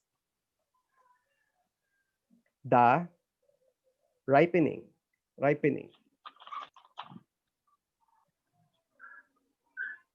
Tama ba? Okay. The ripening of cervix, okay? Because of the oxytocin, okay? So oxytocin theory. Next to, number 2, oxytocin theory. Nagkakaroon tayo ng release of oxytocin sa katawan, okay? So this happens na talagang dito na talaga okay when your body releases oxytocin, it really stimulates the ripening of the cervix that leads to dilatation. Okay, this happens only during labor. Okay, nagkakaroon tayo ng leading to dilatation, meaning yung cervix ng babae, the cervix is the door of the uterus. It's the door of the uterus. So kung magkaroon tayo ng dilatation, mag-open na yung cervix ng babae. So makakalabas na ba si baby, yes or no? Pag nag-dilate na, makakalabas na siya. Doon mo na marinig yung salitang ano? Salitang Unge. Di ba? Marinig nyo na yan, di ba? Yan na yung isang months mong marinig yan. Actually, forever pa nga eh, di ba? Diyan mo na marinig si Ongek. Yan. Marinig mo na yan si Ongek, non-stop. Okay? Next, after oxytocin theory, meron tayong tinatawag na number 3 is the uterine stretch theory. Babagalan ako. Uterine stretch theory. So this is the uterus is compared to a balloon. Okay? So ang uterus, it is compared to a balloon. Kasi nagkakaroon tayo dito sa part ng uterine stretch theory, kaya siya kinompare as a balloon because an elasticity is met. Bakit? Pag nagle-labor ba, sige, sabihin natin pagka nagkaroon ng fetus kay mommy, lumalaki ba ang kanyang tiyan? Nai-stretch ba ang kanyang organs? Lumalaki yung womb, di ba? Yung uterus itself. So, during the labor process, mas nag-stretch ang kanyang uterus because the baby will now descend outside. Okay? So, mayroon tayong tinatawag na uterine stretch. Nai-stretch ang uterine. Okay? So, yun lang pala. Okay. So, tatlo. So, again, first of all, we have your prostaglandin theory. Okay? Short recap lang. Pag sinabi natin prostaglandin, this is where the initiation of labor occurs. Tama ba ako? Yes or no? Yes, sir. Okay. Pag sinabi natin oxytocin, ang katawan natin nagre-release ng oxytocin. That stimulates the opening of the cervix. This only happens during labor. Yes or no? Yes, sir. Okay. And number 3, we have the uterine stretch theory, which is the point of elasticity because the uterus, it only happens in the labor process kasi nagkakaroon tayo ng stretching of the uterus. Yes or no? Tama ba? Yes, sir. Nabibilisan, yes or no? Tama lang. Yeah. Nabibilisan po ba? Nabibilisan? Medyo, sir. Edjo, bagalan ko pa? Opo. Okay, sige. Sige, sorry. So, after the theories of labor, we have what we call physiologic changes preceding labor. Preceding ing labor. Okay? We have physiologic changes preceding labor. So, number 1, kahit number 1 na lang, ganyan na lang. Number 1, we have lightening. Init. Or the other term is wait lang.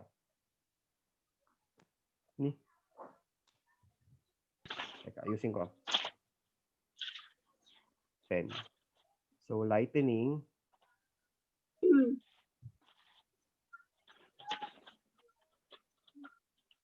Or engagement.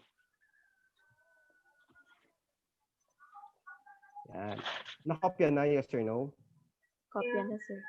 Nakopya na, okay. Pag sinabi nating engagement, okay. Pag narinig nyo si word na lightening, pag narinig nyo si word na engagement, kasama din to sa word na sinasabi nating dropping. Yan. Maririnig nyo din yan. Kasama yan. Or, in short, it can be another term. Okay? Si dropping. Because dropping or engagement is the major sign that the labor is beginning. Mafe-feel yan ni mami na parang feeling niya ano yung feeling nila lalabas na? Magda-drop na siya. Okay? So, it only occurs up to 2 weeks before labor. Okay? In prenatal. Mafe-feel niya na yan na parang kabuanan niya na. Di ba? Always, narinig yun, di ba? Ala, feeling ko mga nga, kasjay, di ba? So, marinig niyo yun, and it occurs 2 weeks. Sorry, ito para mas maayos. Sa preemie, para, sa preemie para, this dropping, the feeling of dropping will occurs 2 weeks before the labor. Okay? So, 2 weeks. Mafe-feel niya na yan, 2 weeks before labor. Okay? So, pag sinabi natin preemie, ano ibig sabihin? First pregnancy. First time na buntis. First na panganak. First problema niyan. Una. Okay? So, pagka sinabi natin multi, pangalawang pagbubuntis, pangatlo sa yun. Pag sinabi natin multi, mararamdaman niya tong engagement or dropping mismong beginning ng labor. Beginning of labor. Okay? So, si preemie, mafe-feel niya yan 2 weeks before the actual labor occurs. Kay multi naman, it would really, the pregnant mother would feel it on the onset talaga, mismong beginning ng labor. Okay? Because this is not her first time. Tama? Next, after lightening, we have Braxton Hicks contraction. Okay? Lagi ko to, ito yung hindi mawawala, lagi niyo ito marinig. Braxton Hicks contraction. Ayan. Sige, sulatin mo na. Words yan, sir, to words. Yes po, magkahiwalay sila. Magkakahiwalay. Braxton Hicks contraction. Braxton Hicks contraction. Okay. Pag sinabi natin Braxton Hicks, this is noticeable. This Braxton Hicks contraction is what we call false labor pain. False labor pain.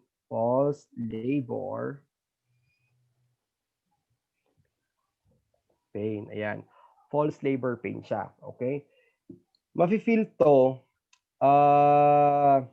it may become more noticeable and it plays a part in the ripening of the cervix. Okay? Pagka magka-ripe na kasi yung cervix, mafe-feel niya na parang nagle-labor na talaga siya. This may tinatawag kasi tayong true labor pain and false labor pain. Malatakan niyo mamaya. Basta pag sinabi ng Braxton Hicks, okay? Peke yan, okay? It's a false alarm. Kumbaga, it's a prank. Ganun yun. Kasi may mga, hindi ko naman sorry pero may mga exage kasi na mami na ma-feel lang nila sumakit ang kanilang tiyan nila at ang kanilang kabuanan na. Sisigaw talaga sila. Maaano nyo yun sa delivery room? Sa emergency pa lang, may magwawala na. Manganganak na ako, sasabihin niya. But the mother is only just experiencing a false labor pain. Okay? Basing on the different diagnostics na gagawin, hindi pa talaga, mga feel mo yun, magkakaroon kasi tayo ng mga examinations. Yun yung ina-ID natin yung mommy, chinecheck natin yung stress test niya.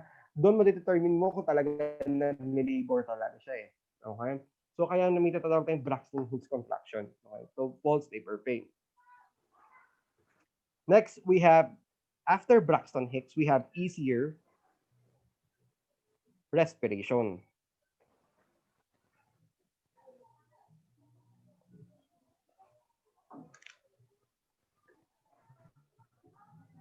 Saan likod ko easier respiration, okay. This is due to the decrease. So easier respiration is from decrease pressure on diaphragm.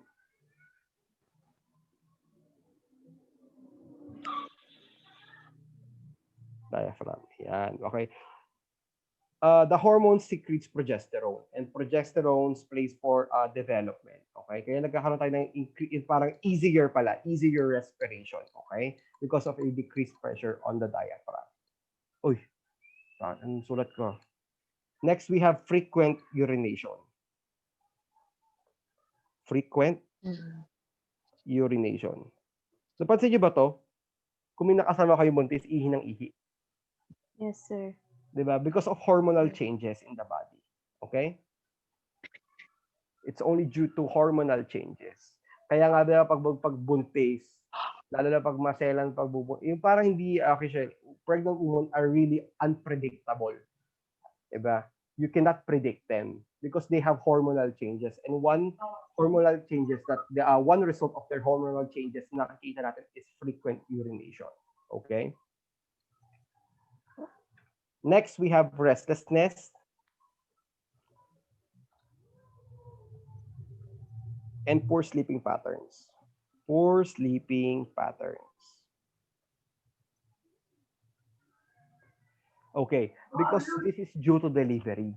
Okay, our mother got an emotional, they got an emotional bag na malapit ako mga anak, paano ko kaya siya aalagaan, paano ko kaya siya igaganon, paano ko siya i-care, kailangan ko na mag-ready ng nursery room, okay? Ganun po yung nangyayari. That's why, if they didn't overcome this one, they might experience postpartum depression. Okay? Sino ba yung sikat na artista na dumaan sa ganun? Sino yung kapatid ng vlogger? Yung Alex? Sino kapatid? Tony. Dumaan yun sa postpartum depression. Dumaan siya sa postpartum niya. Kaya nung nanganak yung napanganak yung anak niyang cute, hindi pa niya hindi siya muna nagpakita. Okay? Kasi dumaan siya sa postpartum depression eh. Kasi basing on their family's background nga naman, they are taken aware of. Parang hindi sila namulat sa talagang mundo. Di ba? Syempre may kaya sila.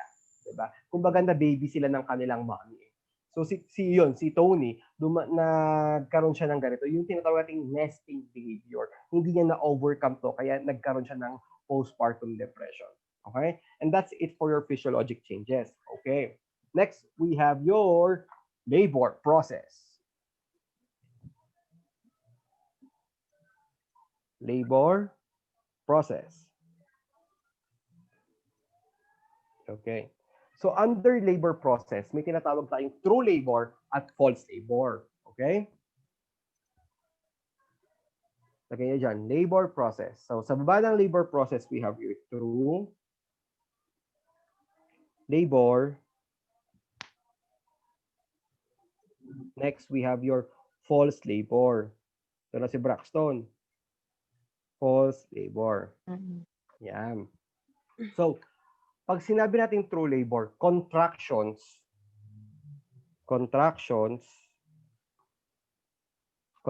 yan, Sarah, are regular. Hindi nawawala-wala. Tuloy-tuloy siya. Okay? Yung tipong, pag may na-feel kang sakit, tuloy-tuloy siya. Meaning, there is a progression. Okay? Talagang nagpo-progress siya. Talagang si baby, it's like ready to descend outside the world. Okay?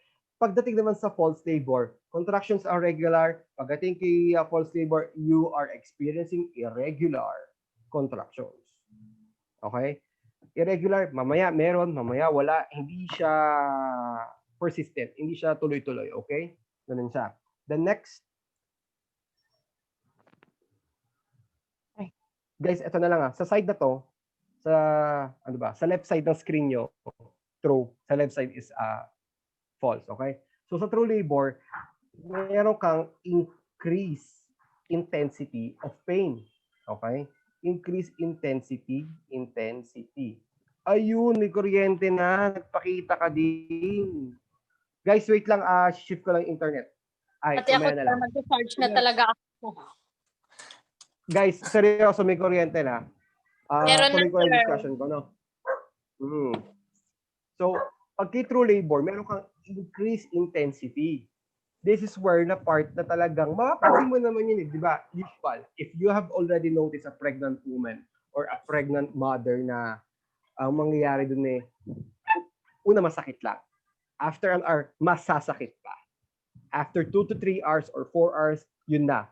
Hindi niya nakakayanin. That's what you call true labor. There's an increase in intensity that meron tayong nakikita regular contractions. So, pagdating naman kay falls, there are no intensity pain at all. Wala siyang nararamdaman ng intensity. Absent. Meron siyang absent. So, bakit hindi nag-increase yung pain? Okay? So, that's what you call a false labor. And next. So, sir, sa ano nila nararamdaman yung pain na yan? Okay. Yung pain, kay true labor, it begins at the lower back,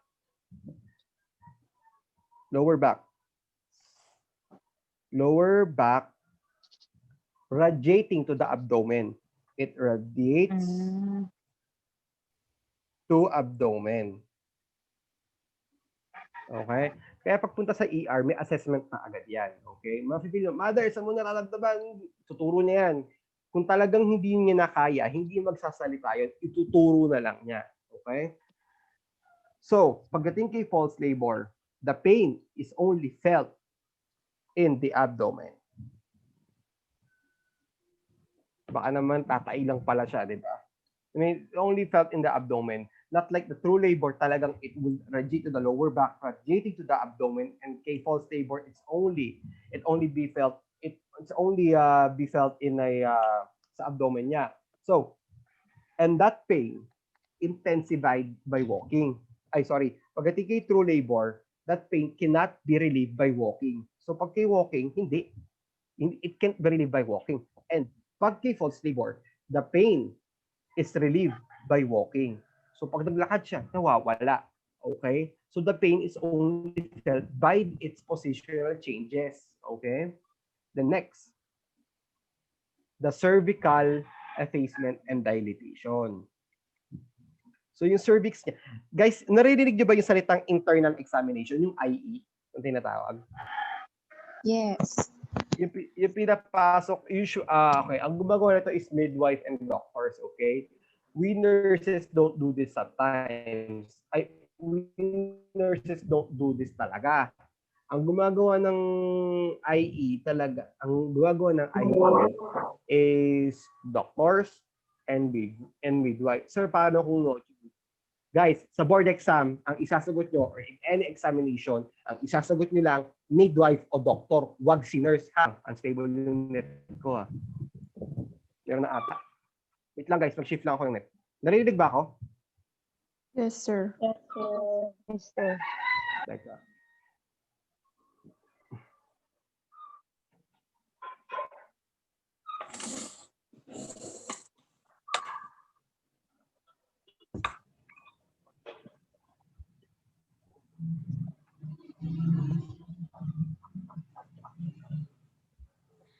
Ginagawa. Hello? Guys, narinig niyo ako? Yes, sir. Yes, sir. Okay, wait lang. Ayusin ko lang. Ba't wala sa akin? Wait lang. Nawala talaga yung ano ko. Wait lang. Wait lang po. Yun, okay na. Narinig ako? Yes, sir. Yes, sir. Sige. Wait lang.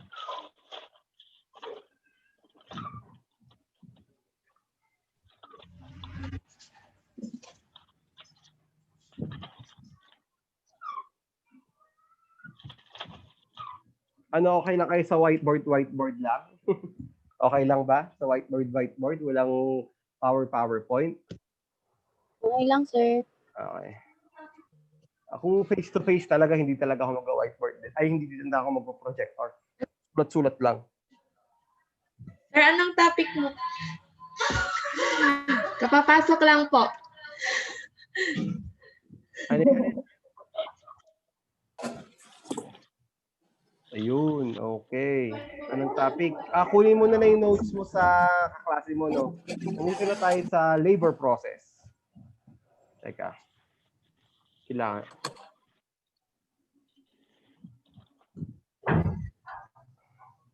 Medyo siya din eh. Hintayin natin pumasok yung mga taga-Bayambong. Pasok na, sir. Guys, mag-charge na kayo. Seryoso. Nung nagbibiro. Kasi mamaya, sir, is habang nag-charge kami, ay pumutok sa mukha namin. Ay, wag na pa. Sana nga. Opo. Okay. Okay.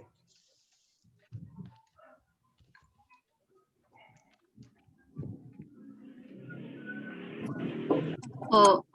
Ay pala tayo. No? Teka, stop ko lang i-share. Mag-admit lang tayo ng mga classmates nyo.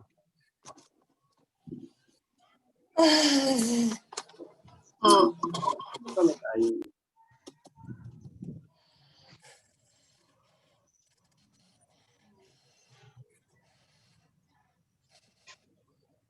Okay.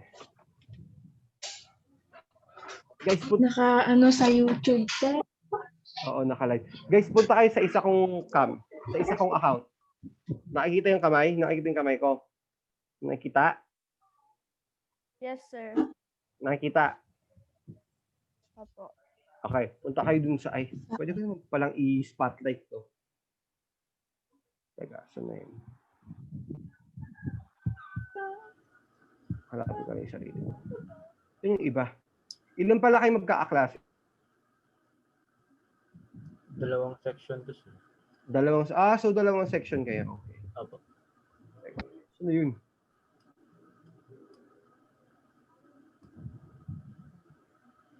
Okay.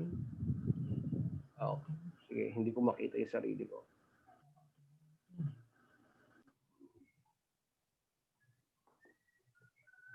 Wait lang. Lord.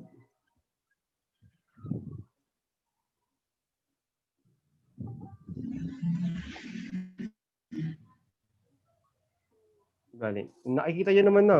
Ay, ayun, connecting. Saan na yun? Okay, yun. Pin video. Okay. Guys, nakikita yung kamay ko. Nakikita. Sir, Okay. hindi. Sir, Yan. wala. Sir, wala naman ako nakikita. Ito. Wala. Hindi, yung sa isa kong Sir, account. meron sa Isa Gab, kong account. Sa sa Gab. Gab Marts. Oo. Kay Gab. Yes, Punta ka kay sir. Gab. Nakikita? Yes, sir. Okay. So, pag cervical effacement kasi, sa true labor tayo, true labor, meron tayong major signs of true labor, which is cervical effacement and dilatation. Pagka nakapa ni midwife, ito hindi nagamit siya. Yan. Okay? Pag na-feel ni midwife or ni doctor na parang butter soft na sobrang lambot ang kanyang cervix, meaning it's a true sign of labor. So, ipapasok nilang ganyan yan. Ganon. Dun sa, alam niyo na, kay mami, sa sa may vagina niya, ipapasok yan.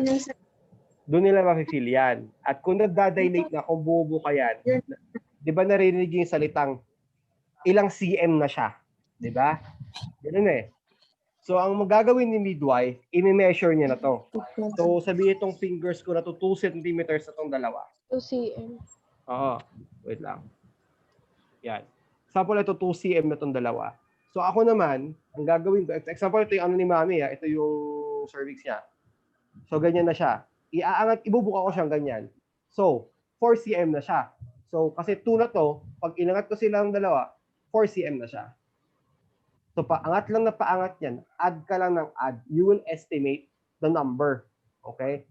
So, kung sakaling ganito na-reach mo na siya, okay, 7 cm na siya. Doon ma-determine kung ilang centimeters. Okay?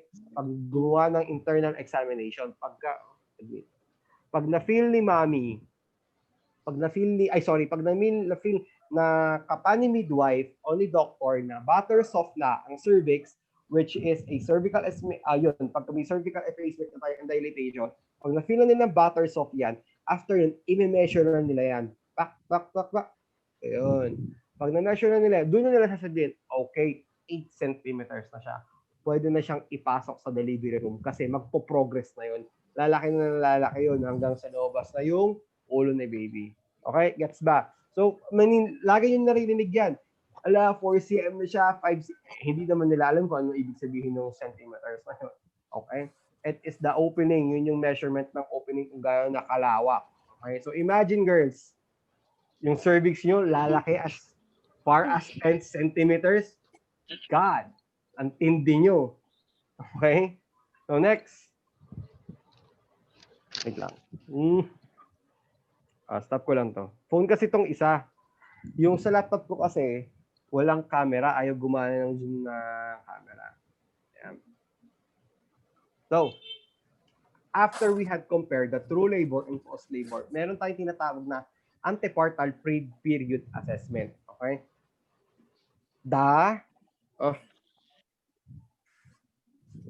Okay, color black.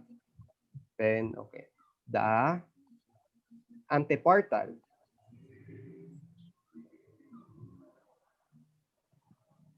Ako guys, hindi pa ako nakakapag-IE. Hindi pwede. Hindi talaga siya pwede. Okay? Kaya kailangan mo maghanap ng midwife or ng doctor para siya mag-IE. But minsan, this is not ideal. Okay? But in some situation, nurses na ang mag-IE. Okay? Only in the government hospital. Okay? Sa private po, hindi pwede yun. Hindi talaga siya pwede. Pero in the book, kung sasagot kayo ng exam, doctors lang ang gagawa, and midwife, nothing more, nothing less. Not unless you're also a midwife. Okay? So, the antepartal period assessment. Assessment meant, tuloy nyo na assessment. Okay? Under the antepartal period assessment, may tinatawag tayong classifications of pregnancy. Okay? We have certain classifications.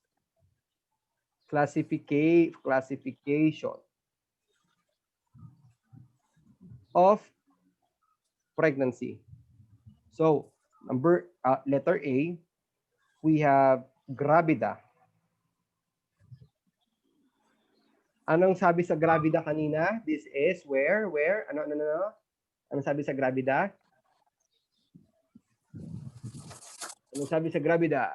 It is the number of time na nabuntis si mami. Okay? So, kung ilang beses na siya nabuntis, yun lang tatandaan nyo. Gravida, ilang beses na siya nabuntis. Grabe. Okay? Ang tindi ni mami. Okay? Yun lang tatandaan ninyo. So, under gravida, meron tayong 4. Okay? 4 po. We have 1, 2, 3, and 4. Nasusundan, yes or no? Yes. Nasusundan po? Yes, sir. Yes, sir. Yes po. Okay, good. Nandito na, di ba may maternal na subject kayo? I mean, asang part na kayo?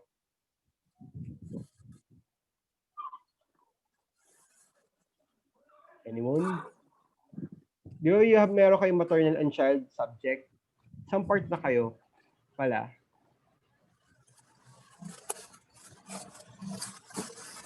Hello? Panginoon, kinukuha sila ng liwanag. Hello? Saan part na kayo? Saan part na kayo ng maternal? Sa composer, dun sa parts of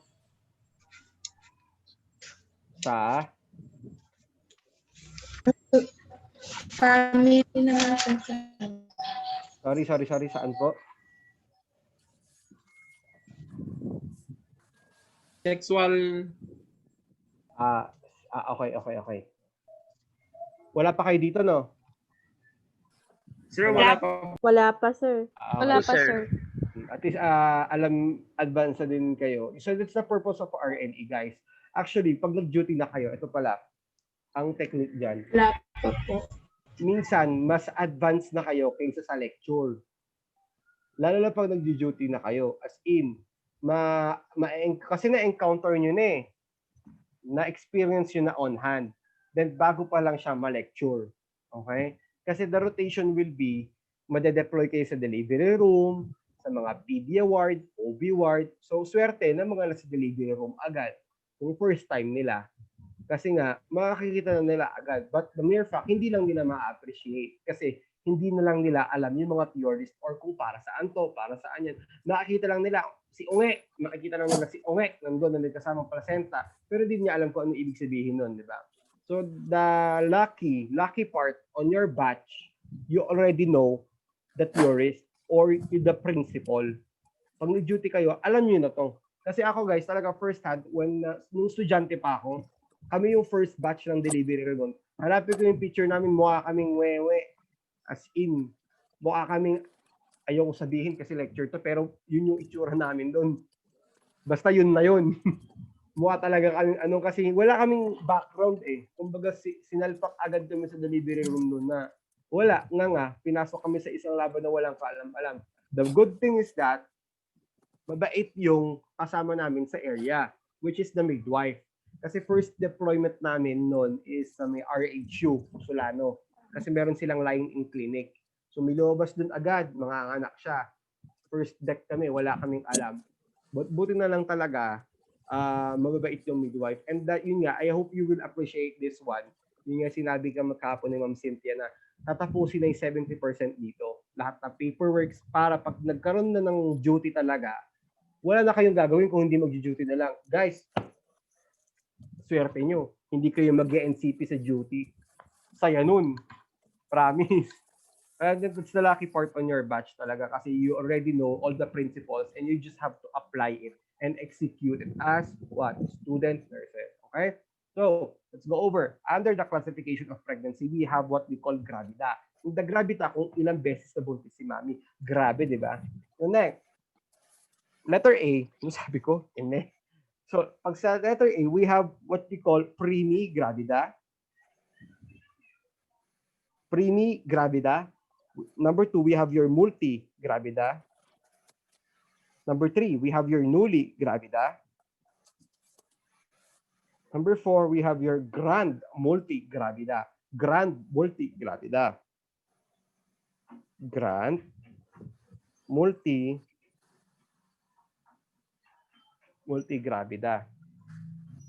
Yan.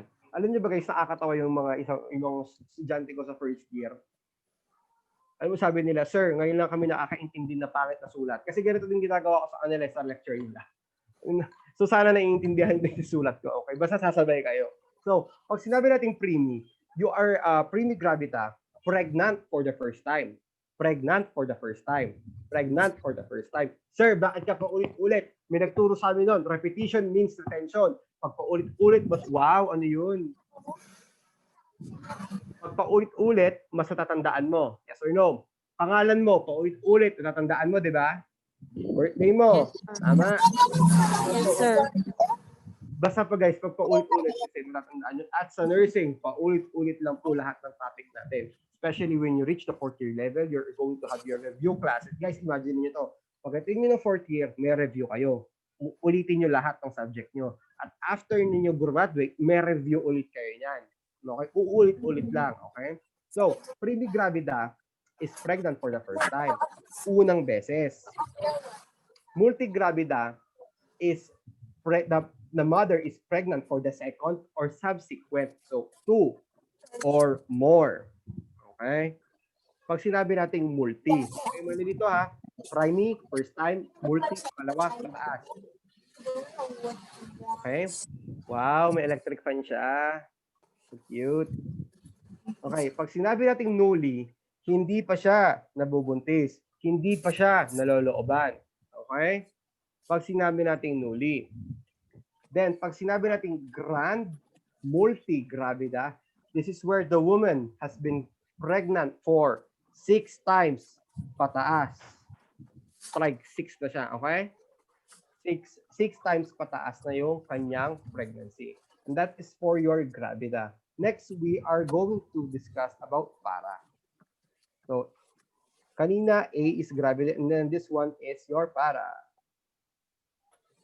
We have 4 types ulit. We have 1, 2, 3, and 4. Okay? Under para to para lang. So, ano ulit ang para? Ang para, pag sinabi natin para, number or, okay, sulat ko. This is the number of pregnancy that lasted more than 2 weeks. Okay? So yung pregnancy niya tumagal ng, sorry, hindi 2 weeks, 20 weeks. Okay? Tumagal ng 20 weeks yung kanyang pregnancy. Okay? So under that, you cannot call that as para. Okay? So, wait lang. Ganun. Clear all my drawings. Okay.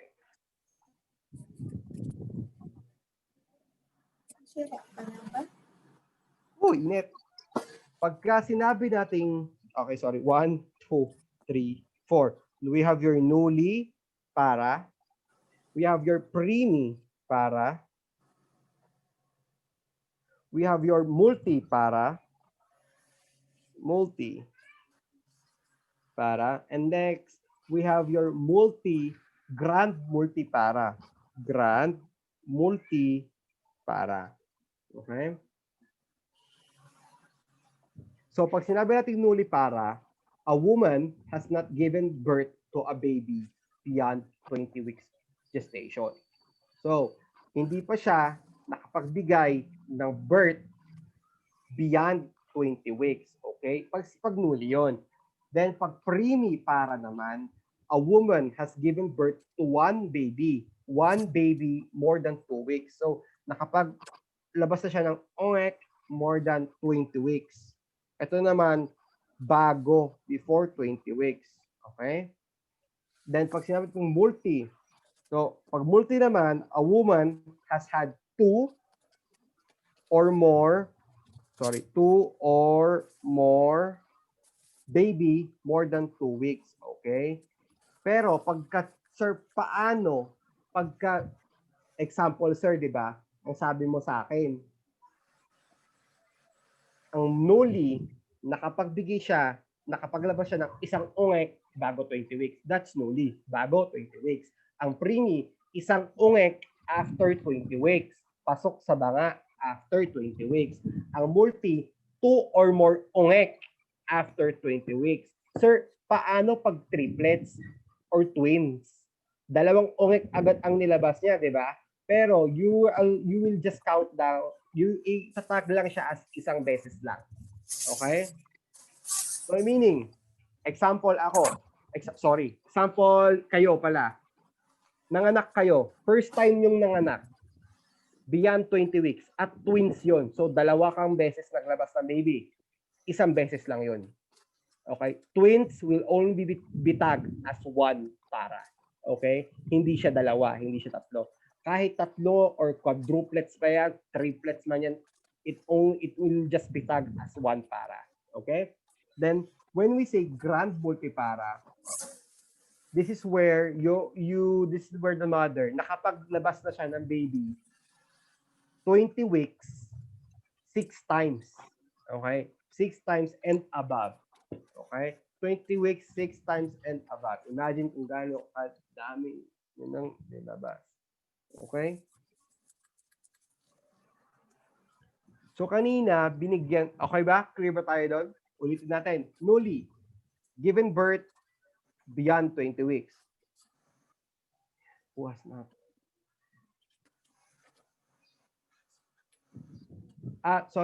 Newly para, who has not given birth pala. Who has not given birth to a baby beyond 20 weeks. So meaning, hindi pa siya nakakapaglabas ng baby after 20 weeks. Then preemie para naman, naglabas na siya ng baby, isang baby lang.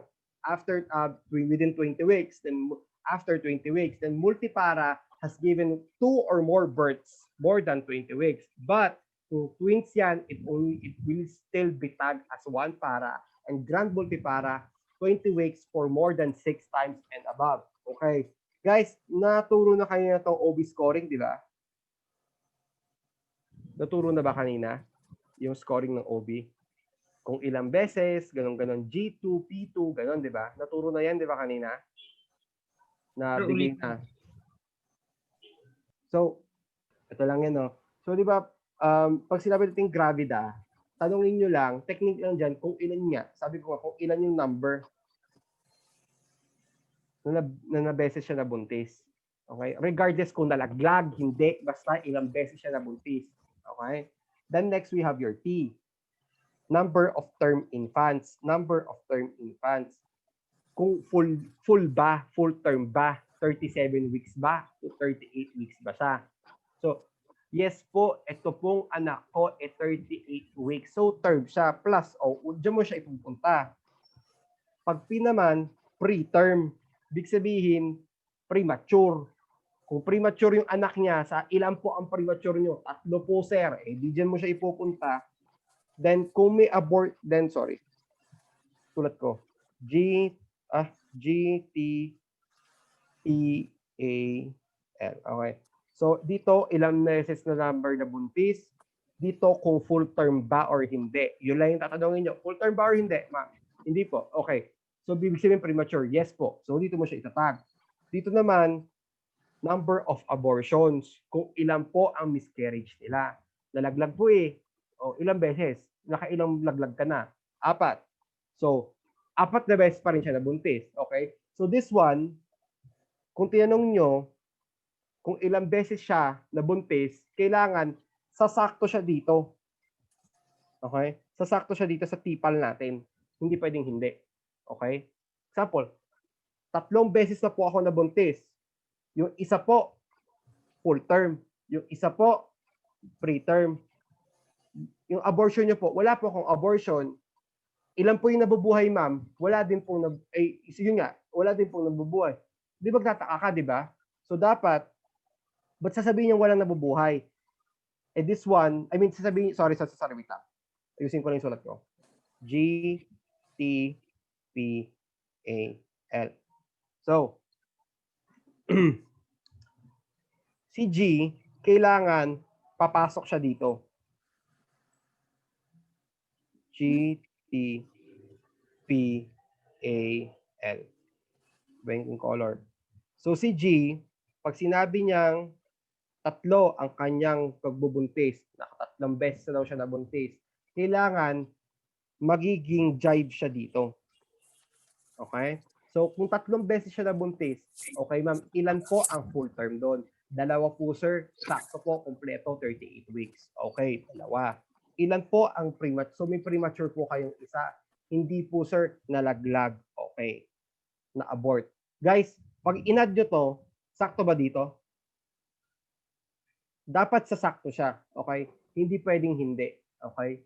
Dapat sasakto yung sasabihin ni mami dito. So kung kulang yan, ibig sabihin may problema. I-assess nyo lalo si mami. Ma'am, sure po ba kayo? Kung ibig sabihin, hindi niya kabisado. Okay? But you will ask it in a very nice manner. Okay? So, good morning, ma'am. My name is Nurse Chuchucho. I assess, ma'am, ilang beses na po kayo nabuntis? Full term po ba? Yun agad yung tanong mo. Hindi, sir. Ay, opo. Isa po. Okay. May premature po kayo. Ilang weeks po? Okay. Yun yung sinatag. Nalaglagan na po ba? Ay, hindi po, sir. Ilan po ang nabubuhay? So, ni-add nyo yun, kailangan papasok siya dun sa G. Okay? Magko-colorate siya sa G. So, yun po yung OB scoring natin. Okay? Ganun po siya. Next, we have your stages. Ay, sorry. Ibahin ko na yung color. We have your, what we call your stages. Anong stages to? Of labor. Okay. Ito na to. Ito na si centimeter. Dito na siya papasok. Anong oras na ba? 5:21. Sige, mamaya na tayong 6. Okay? Guys, naguguluhan pa sa scoring. Medyo magulo talaga siya. Pero sundan nyo lang yung mantra na yun na pag G, yun lang yung technique. Pag G, ilang beses na buntis. Ma'am, ilang beses na buntis? 10, sulat agad. Ma'am, ilan po ang full term doon? 7, sulat agad. Ma'am, ilan po ang premature doon? 3, 10 na agad siya. Hindi tapos na ang scoring mo. Tanungin mo na lang, ma'am, kung ilan po yung nabubuhay. Okay? Ilan po yung abortions mo. Okay? Doon mo na lang tatanong. Kailangan magko-colorate siya, hindi siya pwedeng hindi. Okay? Kailangan mag-jive po talaga siya. Okay? Yun. Hindi pwedeng hindi. Lalo na kay term at kay full term, basta kailangan siya mag-jive kay G. Okay po? It's very tricky. Tricky talaga siya. But in the long run, magigets mo siya in the long run. Okay? Especially pag nag-interview na kayo ng mga OB patients natin or OB cases. And guys, mind you, pregnancy is not a disease, okay? It's a wellness state, ha? Hindi siya sakit. Wellness po siya. It's a normal process na nangyayari sa mga ating mga babae. Next, we have your stages of labor. Sir, may tinatawag tayong mga stages. Yes po. Actually, we got 3. Tama ba ako? Basta yun, we got first stage, second stage, and third stage, okay? Doon muna tayo sa first stage. Dito muna tayo kay first stage.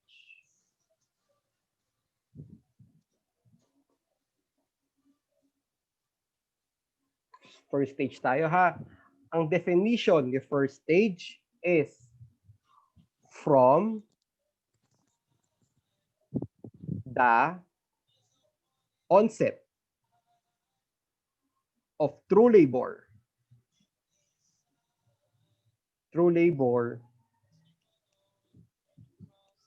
to full cervical dilation to full cervical po yan, dilation.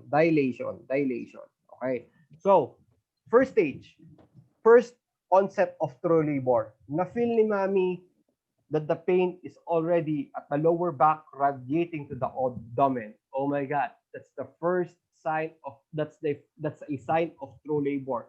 So nandun na siya sa first stage, okay? So ang mangyayari, titignan ni midwife, papunta na siya ng 8 centimeters going to full cervical dilation. Okay? That is the first stage of labor. But in the first stage of labor, we got different types of phases. We got latent phase. We have your active phase. And we got your transitional phase. Under first stage to, ha, transitional phase.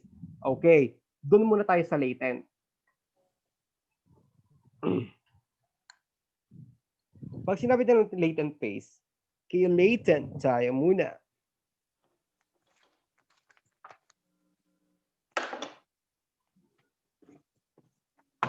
Okay, when we say latent phase, this is this part, the cervix is 0 to 3 centimeters. Yang si cervix ni mami ay 0.3 pa lang, 0 to 3 pa lang siya, hindi siya pang 4. Okay? So ano nangyayari diyan? Ang characteristics niyan, yun nga, beginning to 3 centimeters. The characteristics, guys, ganito, no? Latent. Ni? Pangay. Latent phase, characteristics. Yan. Characteristics. Under the characteristics, latent phase, 0 to 3 centimeters. Ang cervical dilation. Ang pagbuka ng doors, yung tinatawag. Ang doors going to the outside world. Okay? So, beginning to 3 cm. Okay? So, beginning to 3 cm. Sir, ibig sabihin, uy, ba't may nag-left? Anong nangyari sa kanya? Ba't nag-left yun? So, this beginning to the 3 cm the dilation. Sir, since ang first stage of true labor, ang first stage is the onset of true labor, may nararamdaman na siyang pain or contraction ang tinatawag. So, the contraction is mild and short. Yes, mild and short na lang siya. But, mild and short lang siya na nagtatagal lang siya into 20 to 40 seconds. So, mafe-feel na yung pain. 20 to 40 seconds, mawawala. Magkakaroon ulit, mawawala. Magkakaroon ulit, mawawala. Okay? So, etong latent phase na to, nararamdaman ng mga nulipara 6 hours. 6 hours ang tumatagal ang 6 hours sila sa latent phase pag yung mga nullipara or yung mga woman na hindi pa nakakapagbigay ng birth beyond 20 weeks. Pero pagka multipara naman, ito na yung mga nakapagbigay ng birth more than 2, 4 to 5 hours lang nila ito nararamdaman. Actually, this part, parang wala lang. Wala lang talaga.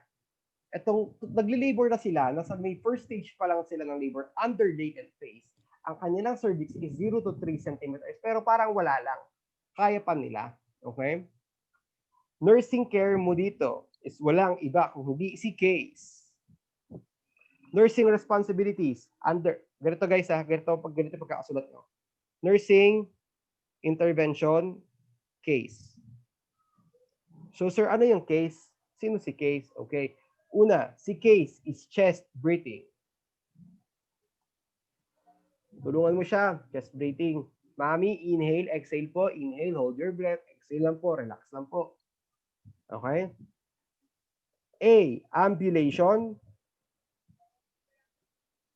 Ambulation, paggalaw-galaw, should be encouraged. Should be encouraged. Encouraged.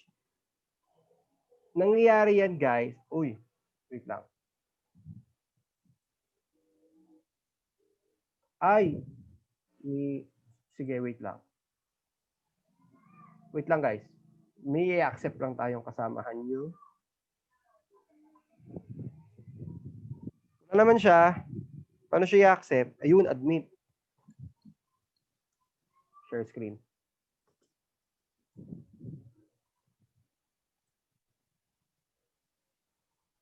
Okay.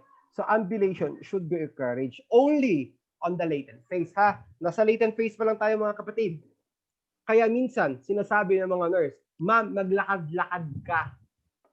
Okay? Maglakad-lakad ka. Ag-relax ka lang. Okay?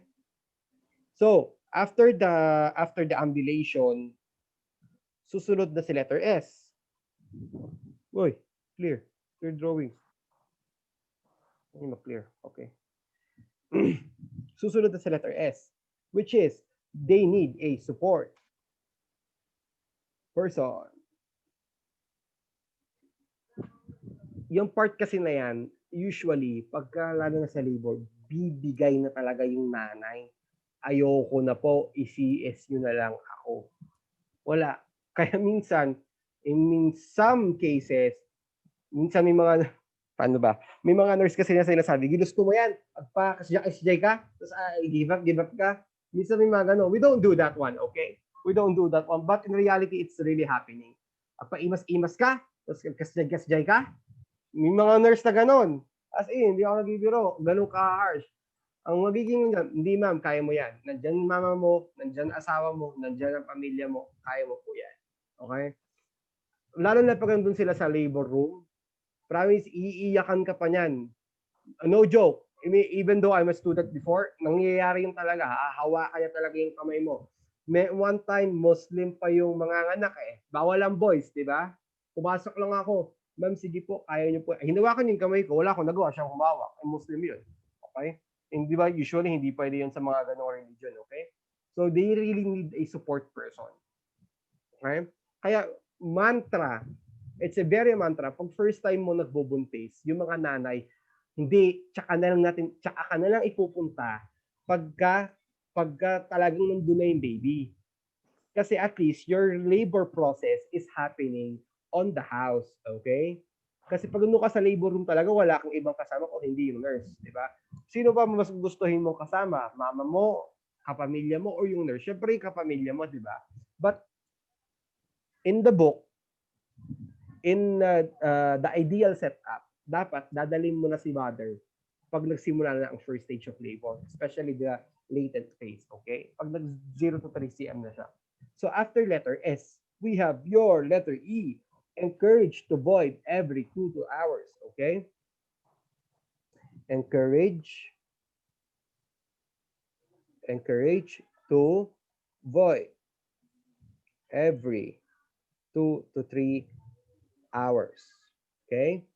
Full bladder inhibits contraction, okay? That is for your latent phase. Next, we have your active phase. Under pa din ng first stage. Ang haba naman ni first stage. Yes, mahaba po talaga siya. We have your active phase. So active phase, this is where the cervical dilation will start from 4 to 7 centimeters. Ayan. Ang kanyang dilation is 4 to 7 centimeters na siya.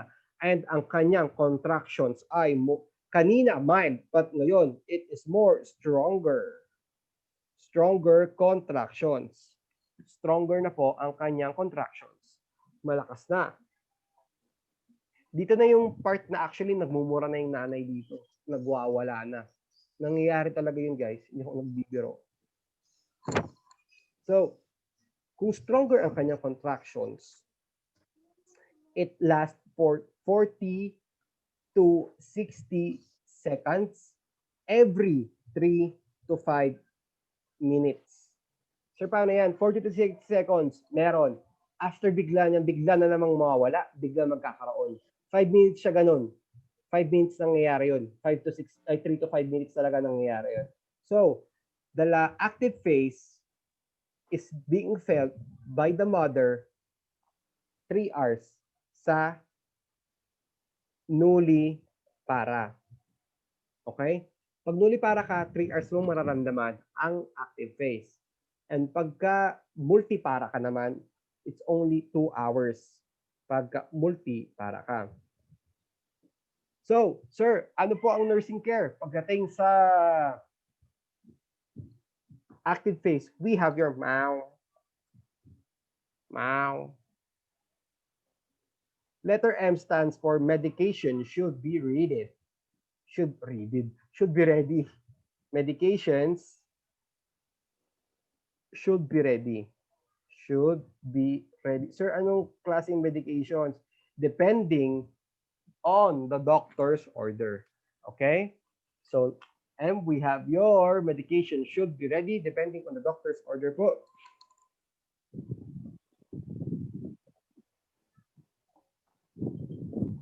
Sir, baka mag-brown out po. Lakas ang ulan dito. Okay.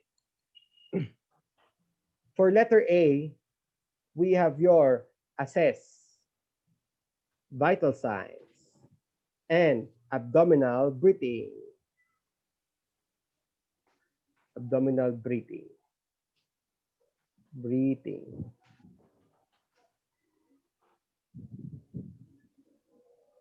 O, for the O, we have your oral care. Guys, kailangan to. May pustiso ba? Wala? Tanggal. Okay? Kailangan alisin yung pustiso. Okay? To prevent, mamaya malunok niya.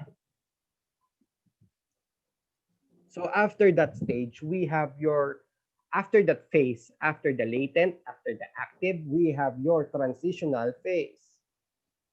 This is the last phase, guys. Transitional. Uy, lakas ng ulan. Narinig ba ako? Yes, sir. Yes, sir. Okay. True. Transitional phase, it is 8 to 10 centimeters ang kanyang cervix. So nakapana ni midwife na 8 to 10 centimeters na siya. Pag 8 to 10 centimeters na siya, meaning, basta kung nawala, big sabihin dead. Okay lang. Pag 8 to 10 centimeters na to, guys, pinapasok na to sa delivery room. Because anytime, the baby would go out now. Okay? Lalabas na talaga to. So, transitional phase, it is 9 centimeters to full cervical dilation. Full cervical dilation. Dilation. Basta dilation yan. Heads up na yan, signal na yan para i-ready na yung DR table. Okay? Manonotify, example, kaya kailangan nasa labor room na sila. Okay? Para notified na agad ang mga delivery room team. Okay po? Ita-transfer na lang siya doon. Then the contractions, kung kanina mild, then naging strong, dito naman, the contractions are very strong. It is very strong and it would last tumatagal na siya ng 60 to 90 seconds. Wala nang minutes yan. Diretso agad yan. Na talagang 60 to 90 mararamdaman niya. Diyan mo na hindi makakausap talaga yung nanay. Hindi mo na talaga makakausap yun. Wala na siyang ibang gagawin kung hindi sumigaw. Okay? Wait lang. Charge ko lang to.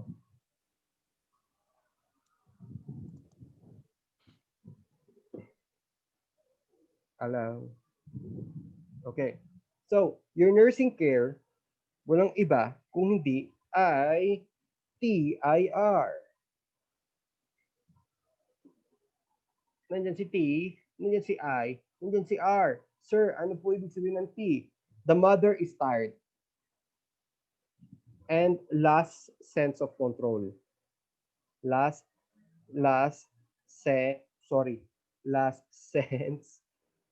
sense, ano ba to? Teacher namin, hindi marunong mag-spelling. Wait lang. You have your TIR, the mother is tired, and loss of sense of control. So bakit yan, sir? Diyan ka na nurse to support, okay? To instruct your mother. Deep breathing po tayo. Inhale, hold your breath, exhale.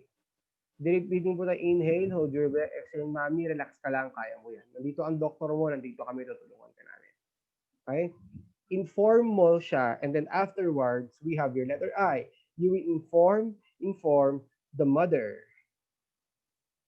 You inform the mother and the family on the progress of labor. Ma'am, 9 cm ka na, papasok ka na sa DR table, ha? Pupunta ka na po sa delivery room. Huwag po kayo mabibigla, may makikita po yung ilaw doon. Why?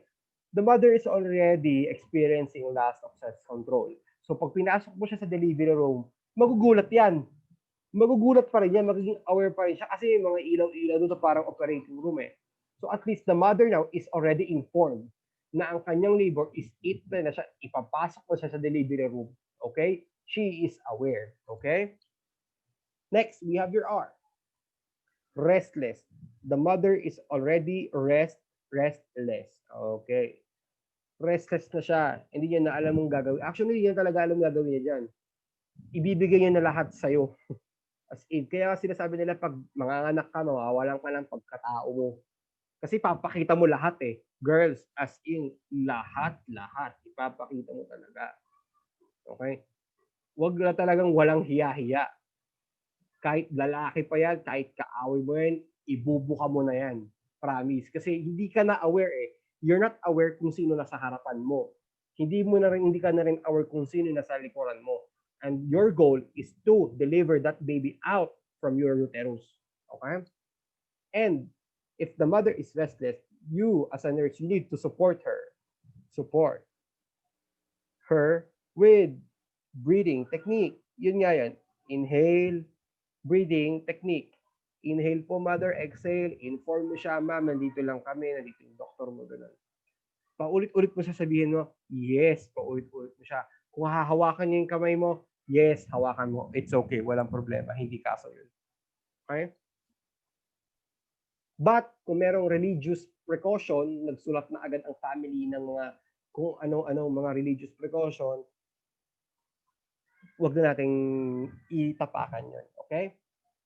That is for your first stage of labor. Okay? So, sir, in general ba, meron tayong phases of uterine contractions? Yes, we have phases. Under the first stage, we have phases of uterine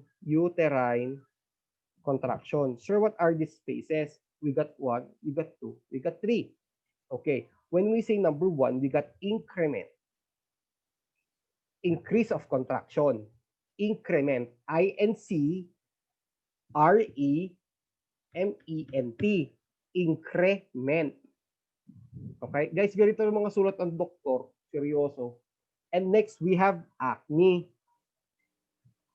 Acne means the peak of your contraction. Yung talagang sakit, girl. Ganun. Next, we have your decrement. The decrease of your contraction. Decrement, the decrease of your contraction.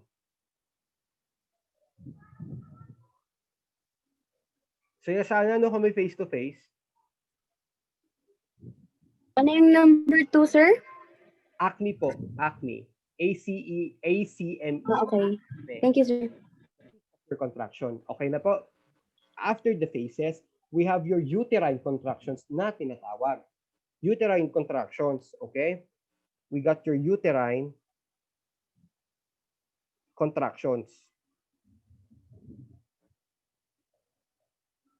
Ang dami naman pala. Hala, ba't gano'n? Akala ko mga anak ng kakatch na yung baby gano'n. Hala, hindi pala.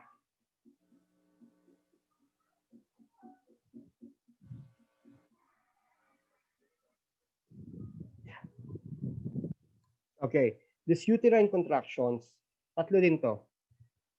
Tatlo din po to, no? We got your 1, we got your 2, we got your 3. Number 1 is your duration. This duration, it is the start to end. Wait lang. Ito yung lagi ko nakakalimutan ng college, guys. Lumabas ko ng board exam noon. Diyos ko po. Promise. Kinabahan ako kasi hindi ko talaga siya alam. Sayang din yung 1 point na yun, no? Alam kong mali ko yun. Duration. This is the start to end of one uterine contraction. Of one uterine contraction. Okay? Yun yung tinatawag mong duration, di ba? Kaya kami mga timing duration natin 40 to 60 seconds, 60 to 90 seconds, ganun po siya. Next, we have your intensity. Number 2, we have your intensity.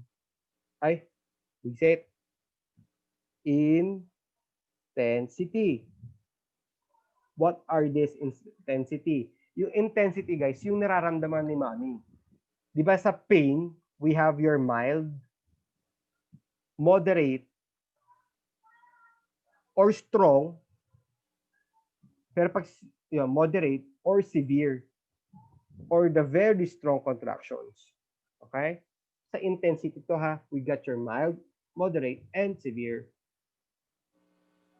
Okay po?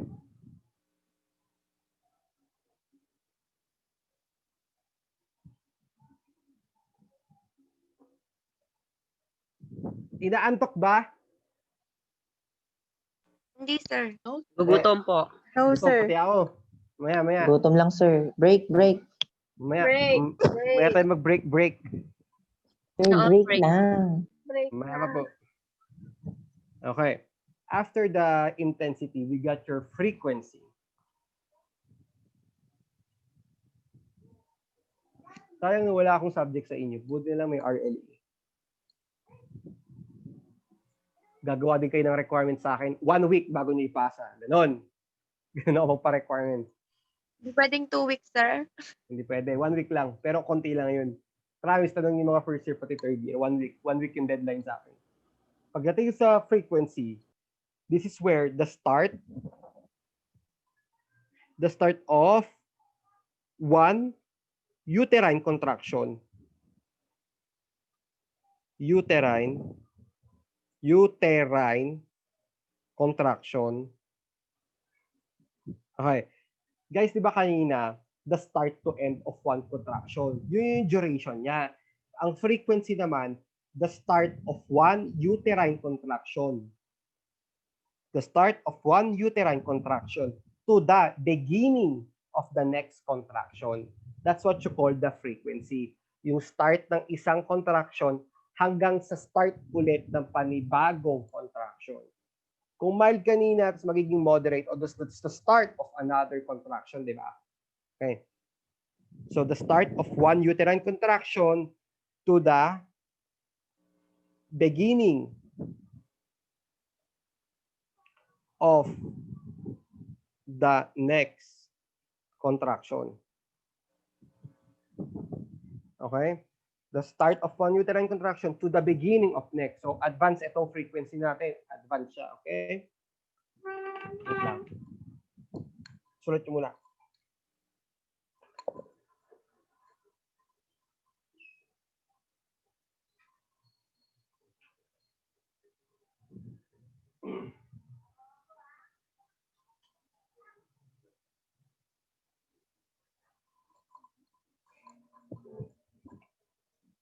Then after that, we got your nursing interventions for the whole first stage.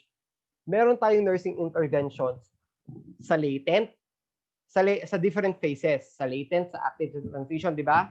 Nandiyan si case, nandiyan si MAU, nandiyan sa TIR, di ba? And then, meron din tayong nursing interventions as a whole for the first stage, okay? Sa first stage. So, nursing, okay. Nursing interventions. Nandiyan si Marsa. Nandiyan si Marsa. Okay, who's this Marsa? Okay, first of all, let's go over with your letter M. You should maintain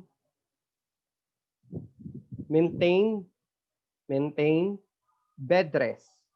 Bed rest. If ordered. Okay?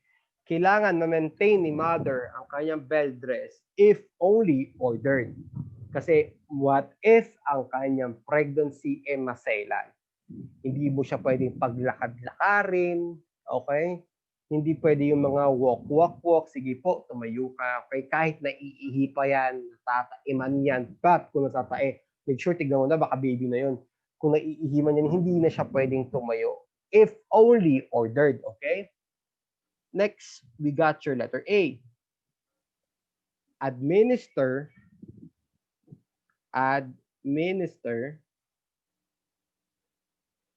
perineal prep.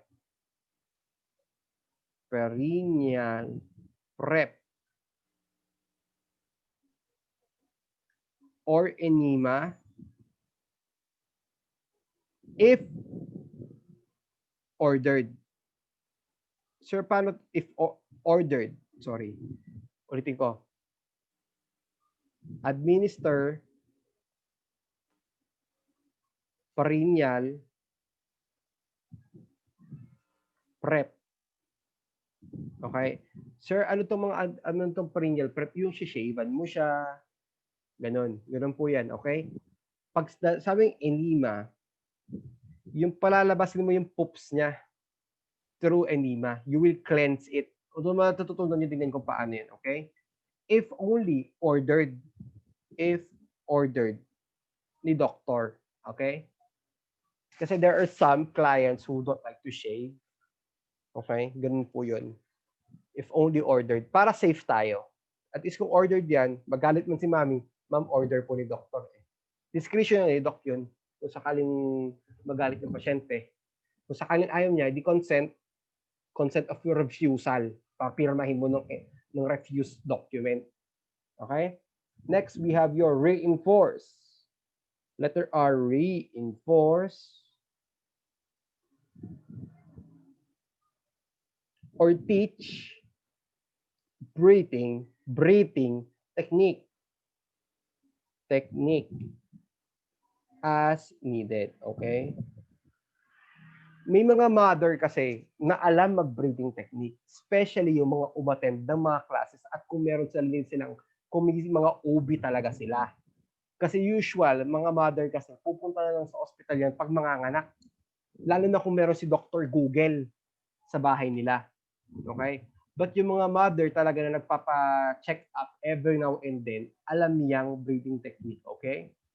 So inhale, hold your breath, exhale. Inhale, hold your breath, exhale. Okay? Ano po yan?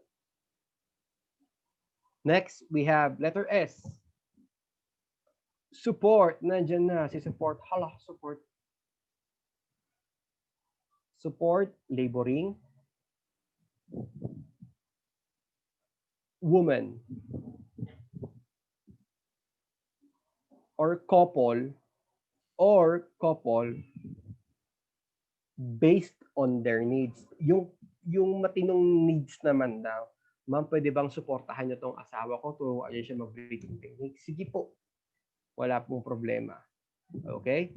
You need to support laboring woman or couple based on their needs. Okay? Kasi kinakabahan yan, especially mga first-timer. Pansinin niyo yun, guys. Pag mapapansin niyo yun, pag first time yan, kompleto ang family. Akala mo nandiyan si lolo, nandiyan si auntie, nandiyan si tita, nandiyan si tito, nandiyan ang pinsan. Akala mo papatayin mo yung yung kamag-anak nila. Pero pag second time na yan, third time, promise, ang kasama na lang yan. Nakakatawa pa ko minsan, kaibigan na lang niya. Okay? Next, we have the last one, we have letter S. Letter A, assess VS. Vital signs, BP, heart rate, okay? Contractions,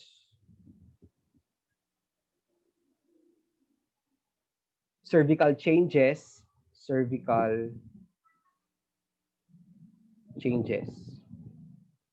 okay?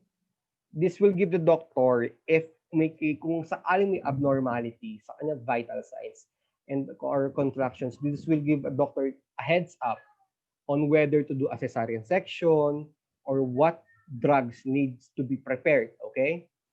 So, yun. So, after the nursing interventions, we got your... Ayun. Last one pala, guys. Sa letter A, we need to apply fetal monitoring. Ito yung apply external fetal monitoring. Ito yung may device to. It's a device, okay? Na ilalagay lang dun sa may of course sa tiyan ni mommy para ma-indicate yung heartbeat niya. It's only ordered if ordered lang siya, okay, or indicated. Kasi kailangan natin malaman yung fetal heart tone ni baby, yung heartbeats niya. Pagka by the use of a Doppler, okay? Doppler lang yun para siyang para siyang microphone na tinatapat lang sa tiyan ni mommy. Hahanapin lang doon yung heartbeat ni baby. Or especially pagka magre-return demo kayo ng Leopold's maneuver, doon mapag-aaralan nyo siya. Okay? The next, we got your second stage of labor.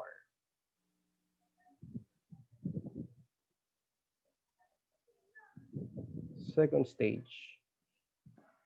Wait lang, tignan ko na yung schedule.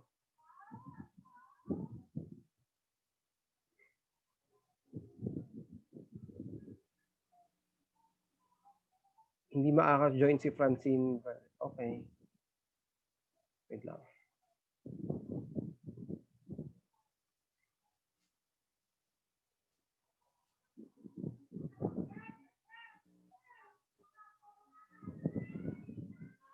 Okay, sige. Bago tayo proceed to second stage, mag-break muna tayo 6:30, balik tayo. Guys, break tayo muna. Yes, sir. Thank you. Yes, sige.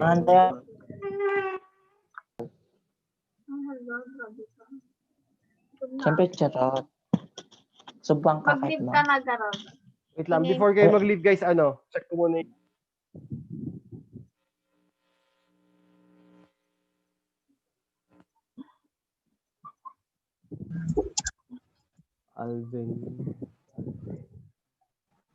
Alvenja Erma. Wait lang. Bangon Aina. Baroga Sheila.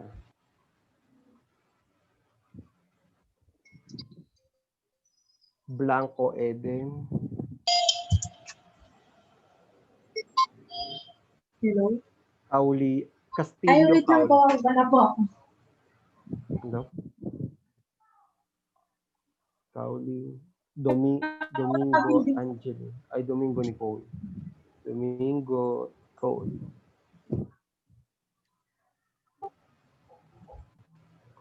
Galevo Princess.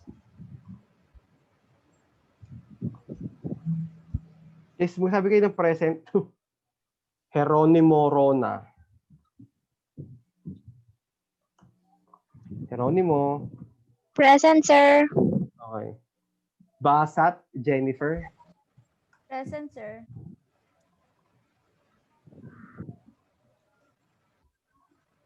Bragado Casey. Present, sir. Manuel Christine. Present po. Ay, sorry. 13. Madriaga Jerome. Madriaga Jerome. Mangahas Leylin. Present, sir. Okay. Martin Jenny. Present, sir. Pagadut Jemar. Present, sir. Ponciano Judian. Present, sir. Ponciano Judian. Sir, present. Sorry, paano to? Rosqueta, sir. Rosqueta, sir. Okay. Rosqueta. Present, First name sir. mo? Christine, sir. Okay.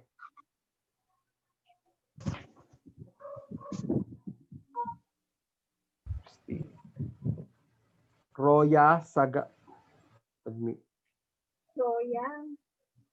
Present, sir. Yan eh. Roy the third, sir. Okay. Present, sir, ah. Tolentino Antoinette. Taga-saan ka? Present, sir. Taga-saan ka? Natoro, sir. Okay. Tumayan Desiree. Present, sir. Wait lang. May mga hindi ako nabanggit. Erica.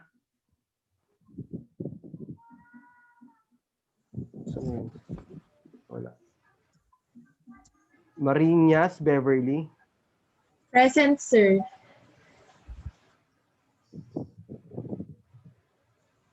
Gladys Ganek. Sir, present.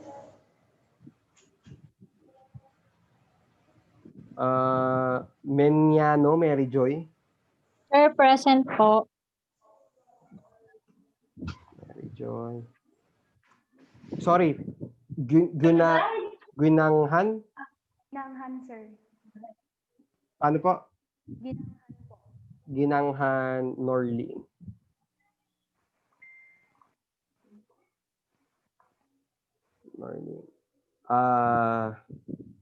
Arandia.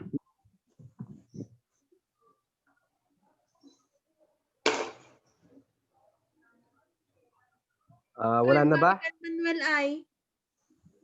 Ako Po? pa. Wait lang. Sige. Bangon ay na. Alvendia Agustin Amy. Sir, present, sir. Alvendia Erma. Sir, present. Bangon Aina. Present, sir. Aroga Sheila. Present, sir. Blanco Aiden. Present, sir. Castillo Cowley. Present, sir. Domingo Nicole. Present, sir. Galebo Princess. Present, sir. Naulit na, no? Okay na? Yes, sir. Paulit po. Okay. May hindi pa ako nabanggit? Sir, Maribel Manuel. Sir Manzano po. Sige, wait lang. Manuel. Sir, Damias po. Wait lang. Manuel Maribel. Yes, sir. Sino yung isa? Sir Damias, sir. Damias Erica. Manzano, sir. Manzano. Audrey, sir. Sorry? Audrey, sir. Audrey. Wala na?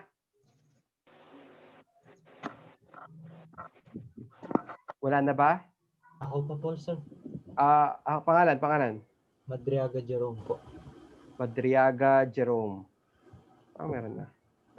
Meron na. Okay, so 30 lang kayo. Sino yung nag-chat kanina? Okay, pwede na kayong mag-break. Kain na. Ano break? Please join pa rin mamaya, 6:30 ha. Thank you.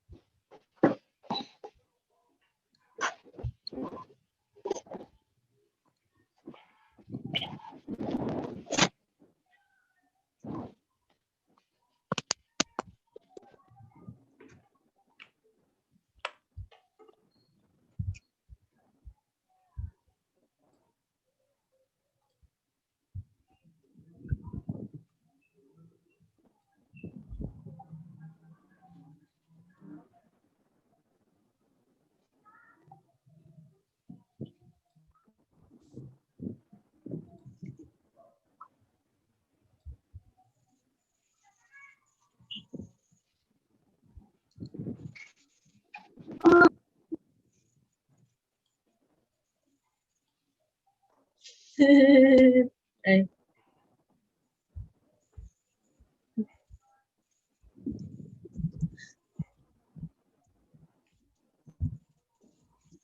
My hand on my shoulder.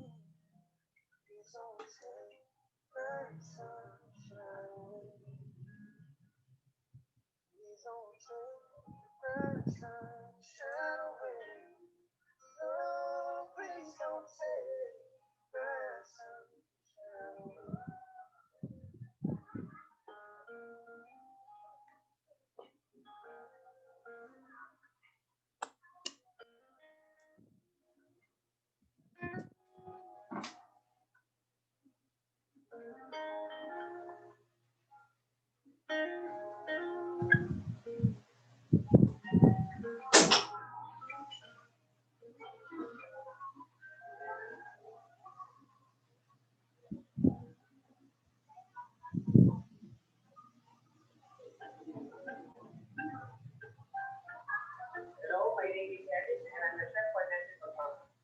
So today, papasarapin natin gamit ang ating feature product So, for our ingredients, nagamit tayo ng 40 kilo of slice. Yung kind of meat, like sirloin, better kumakuha kayo ng slice sa ribeye. Kung yun talaga malabot, pwede yung ng slice of 3/4 cup of slice of beef. Nagamit tayo ng 2 sachet, 8 gram malified sarap. The big one is on our beef and our coffee. Kailangan natin ng about 2 days.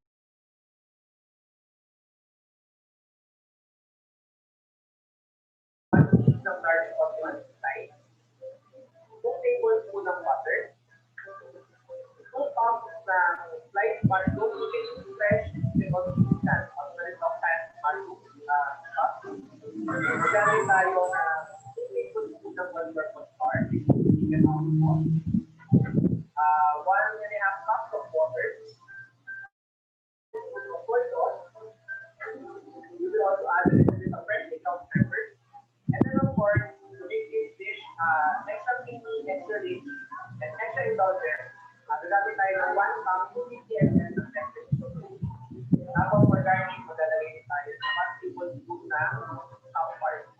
Let's start our recipe. So I have here a preheating pan. Preheat nyo ng high heat kasi kailangan natin yung hot. And heat is low na, best meaning nag-improve habang nag-improve. Very high heat para ma-maintain natin yung high temperature, mag-brown yung ating meat at mag-develop natin. Habang inaantay natin yung heat, get on our heat. This man sarap.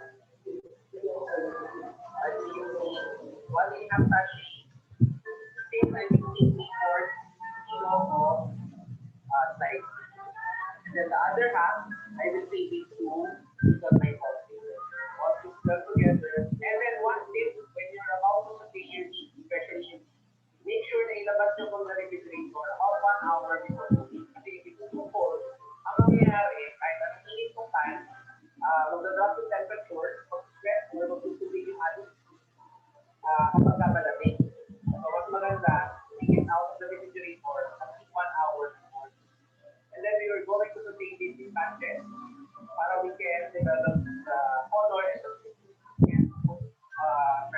pepper at this point para na-feel natin yung taste.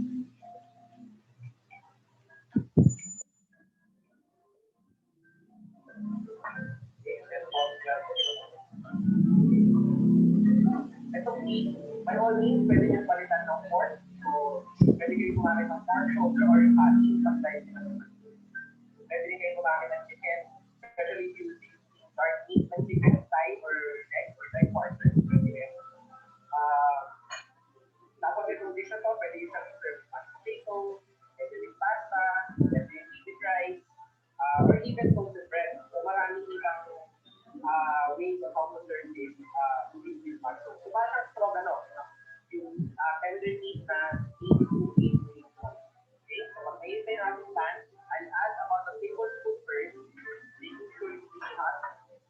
Then we're going to bake. I'll add half of it. And you want to hear that sizzling sound? All you need. Okay, so this is another batch of water at the flavor. Okay, so leave it alone. Leave it about 20 seconds before you eat it or bago you here para ma-develop yung batch natin.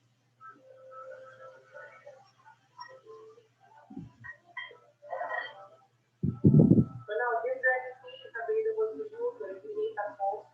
Create 16.8. Then you go to that website and check for other ingredients, including and the dessert recipes that for sure may enjoy na mga fans. So ito, halimbawa yung dish na to, perfect para sa mga weekends, sa mga holidays, definitely ma-enjoy ko ng mga bata. So pwede nyo to try. So after today, let's na natin sa body, sa other bowl. So guys, to say that, and then eat it again. Say our next portion. So again, look what this is for. Put everything together in the pan. Pag na-drop na yung temperature, pag-tubig lang yung pan. Okay, so eat this again.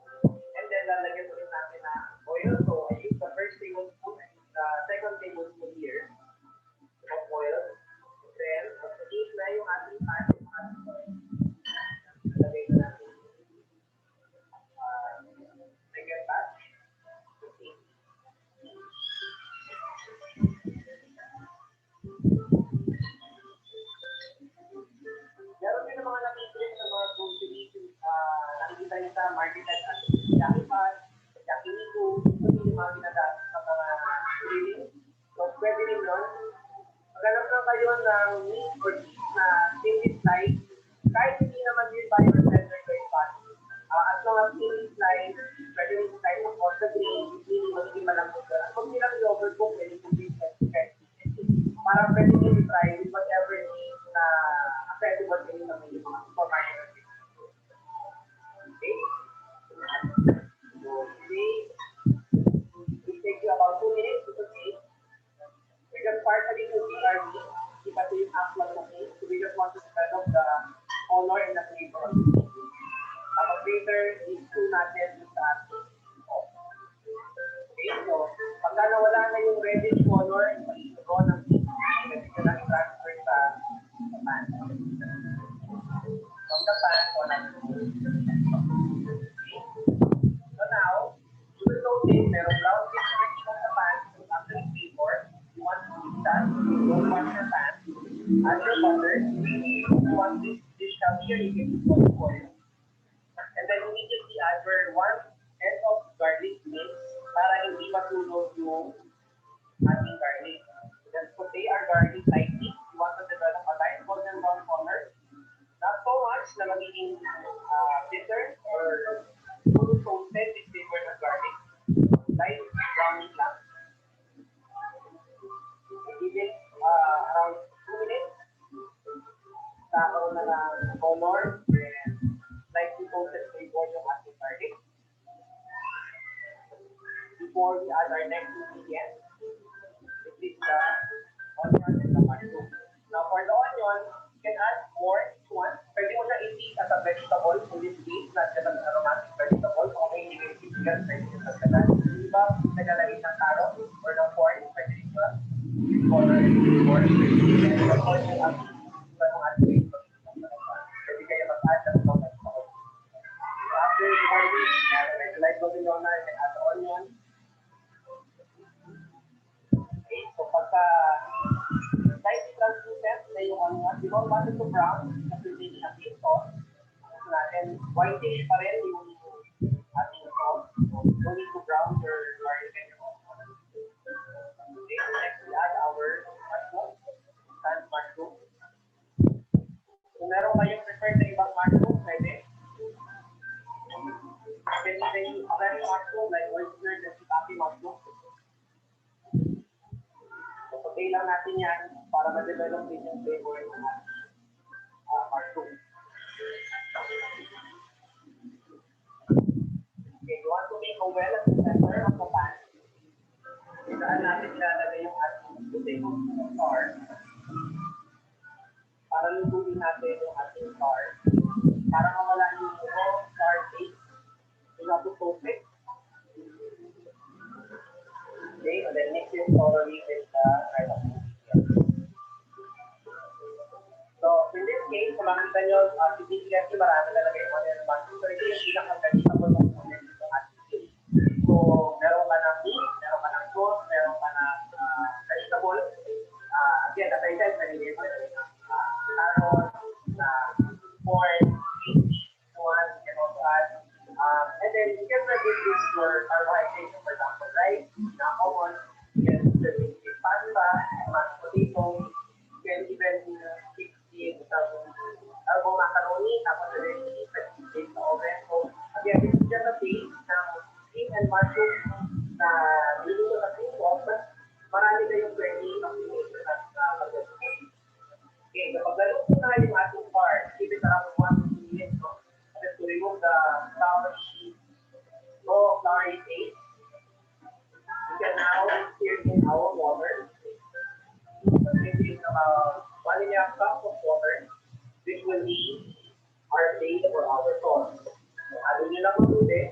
And then, I'll give you tips when to add your seeds.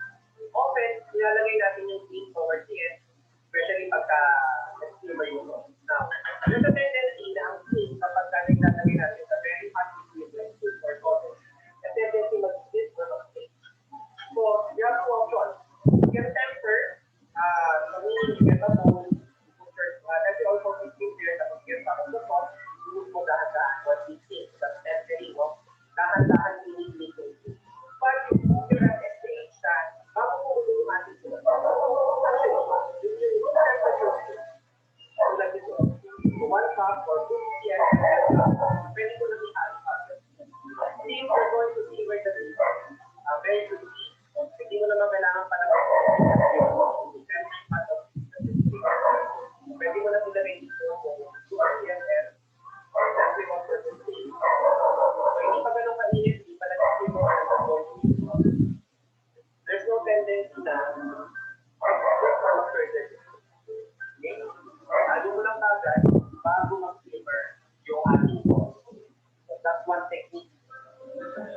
nyo, very smooth, silky, walang curling, hindi nag-split yung ating sauce. Pag nilagay na natin yung ating sauce. Can you imagine ang rich ng ating sauce there, feeding very salted. Pwede na talaga sa pasta, sa mashed potato, even a toasted bread. Okay, so as it simmers, we can now add our tea. Kasi saglit lang naman natin itong simmer. Don't want to simmer for a long time, otherwise, titigas yung ating tea.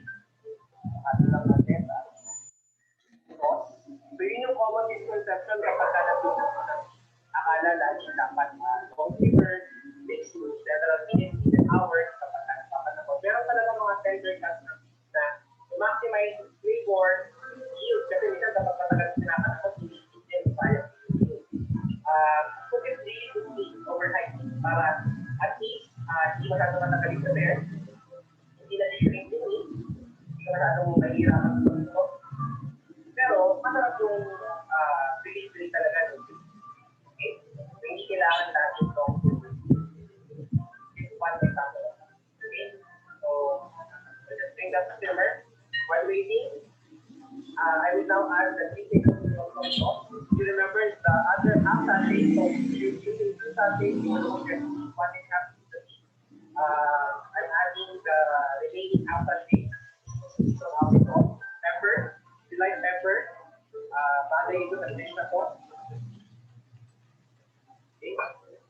Then, once it's simmered, just give it a good stir.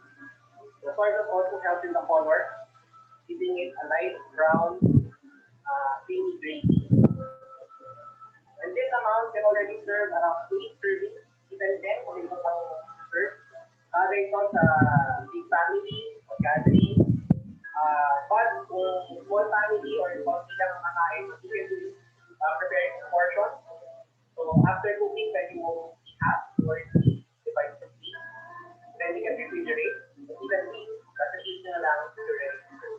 So maganda rin pong recipe sa pag-cooking. Isang bago na luto, maraming serving occasions na pwede. For example, divide it into 3. So pwede to be, for example, for dinner tonight, serving with rice. And then, for example, tomorrow, I can serve it with bread or merienda. And then, if I have another portion, I can eat mashed potato, pili mashed potato, and then serve it on the third day. So, maraming pwedeng application na natin. Okay, magaling lang natin ang puti para sure na evenly coated yung ating meat ng ating sauce. Give it 1 more minute and then of course, before you serve, you have to make sure na safe, ensure na masarap yung luto tapos.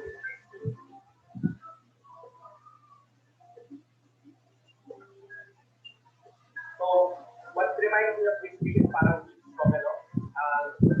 Slightly,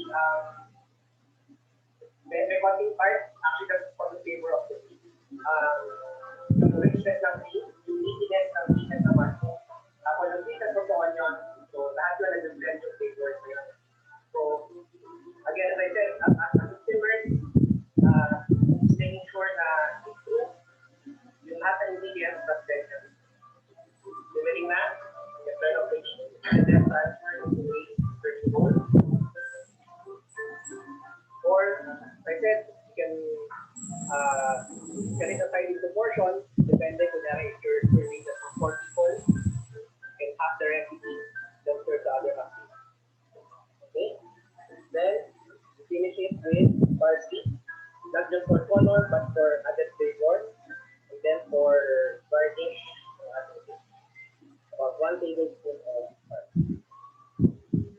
Okay, so this is your creamy chicken mushroom bacon special with Delta on cookies.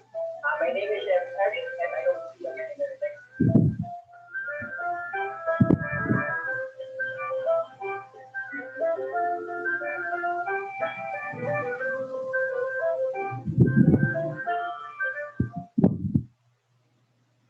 New Nestle Fortified Milk. Taste the milk that's so masarap. Plus affordable. Taste the milk your family deserves.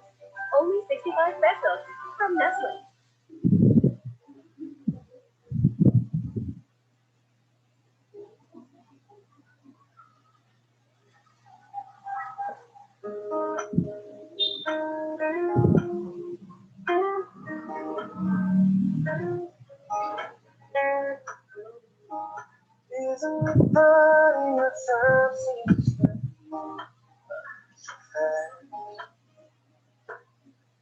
one minute you're happy, the other is sad. But if you give me one more chance to show my love for you, it's true. I'll stand by your side your whole life through.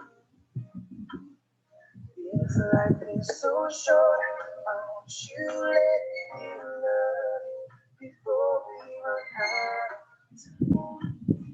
So strong, why won't you take the chance before our time has come? Life is so short,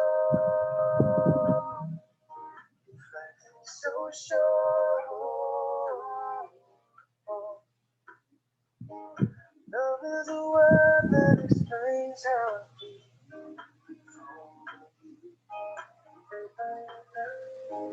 When you're in my arms, all my dreams come true. When you're not around, can't hardly see. Tears that I'm crying, I for you to be with me. If life is so short, why won't you let me love before we run out of time? So strong, why won't you take the chance before our time has come? Life is so short, life is so short.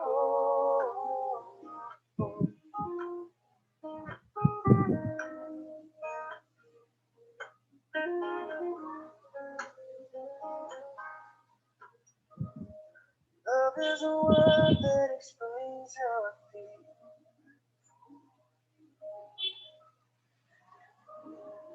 When you're in my arms, all my dreams come true. When you're not around, can't hardly see. Tears that I'm crying for you to be with me.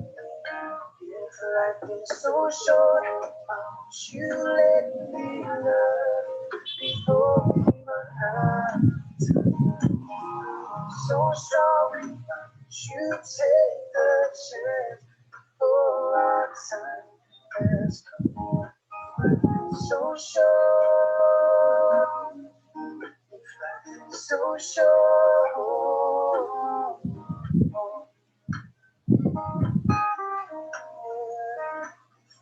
so short,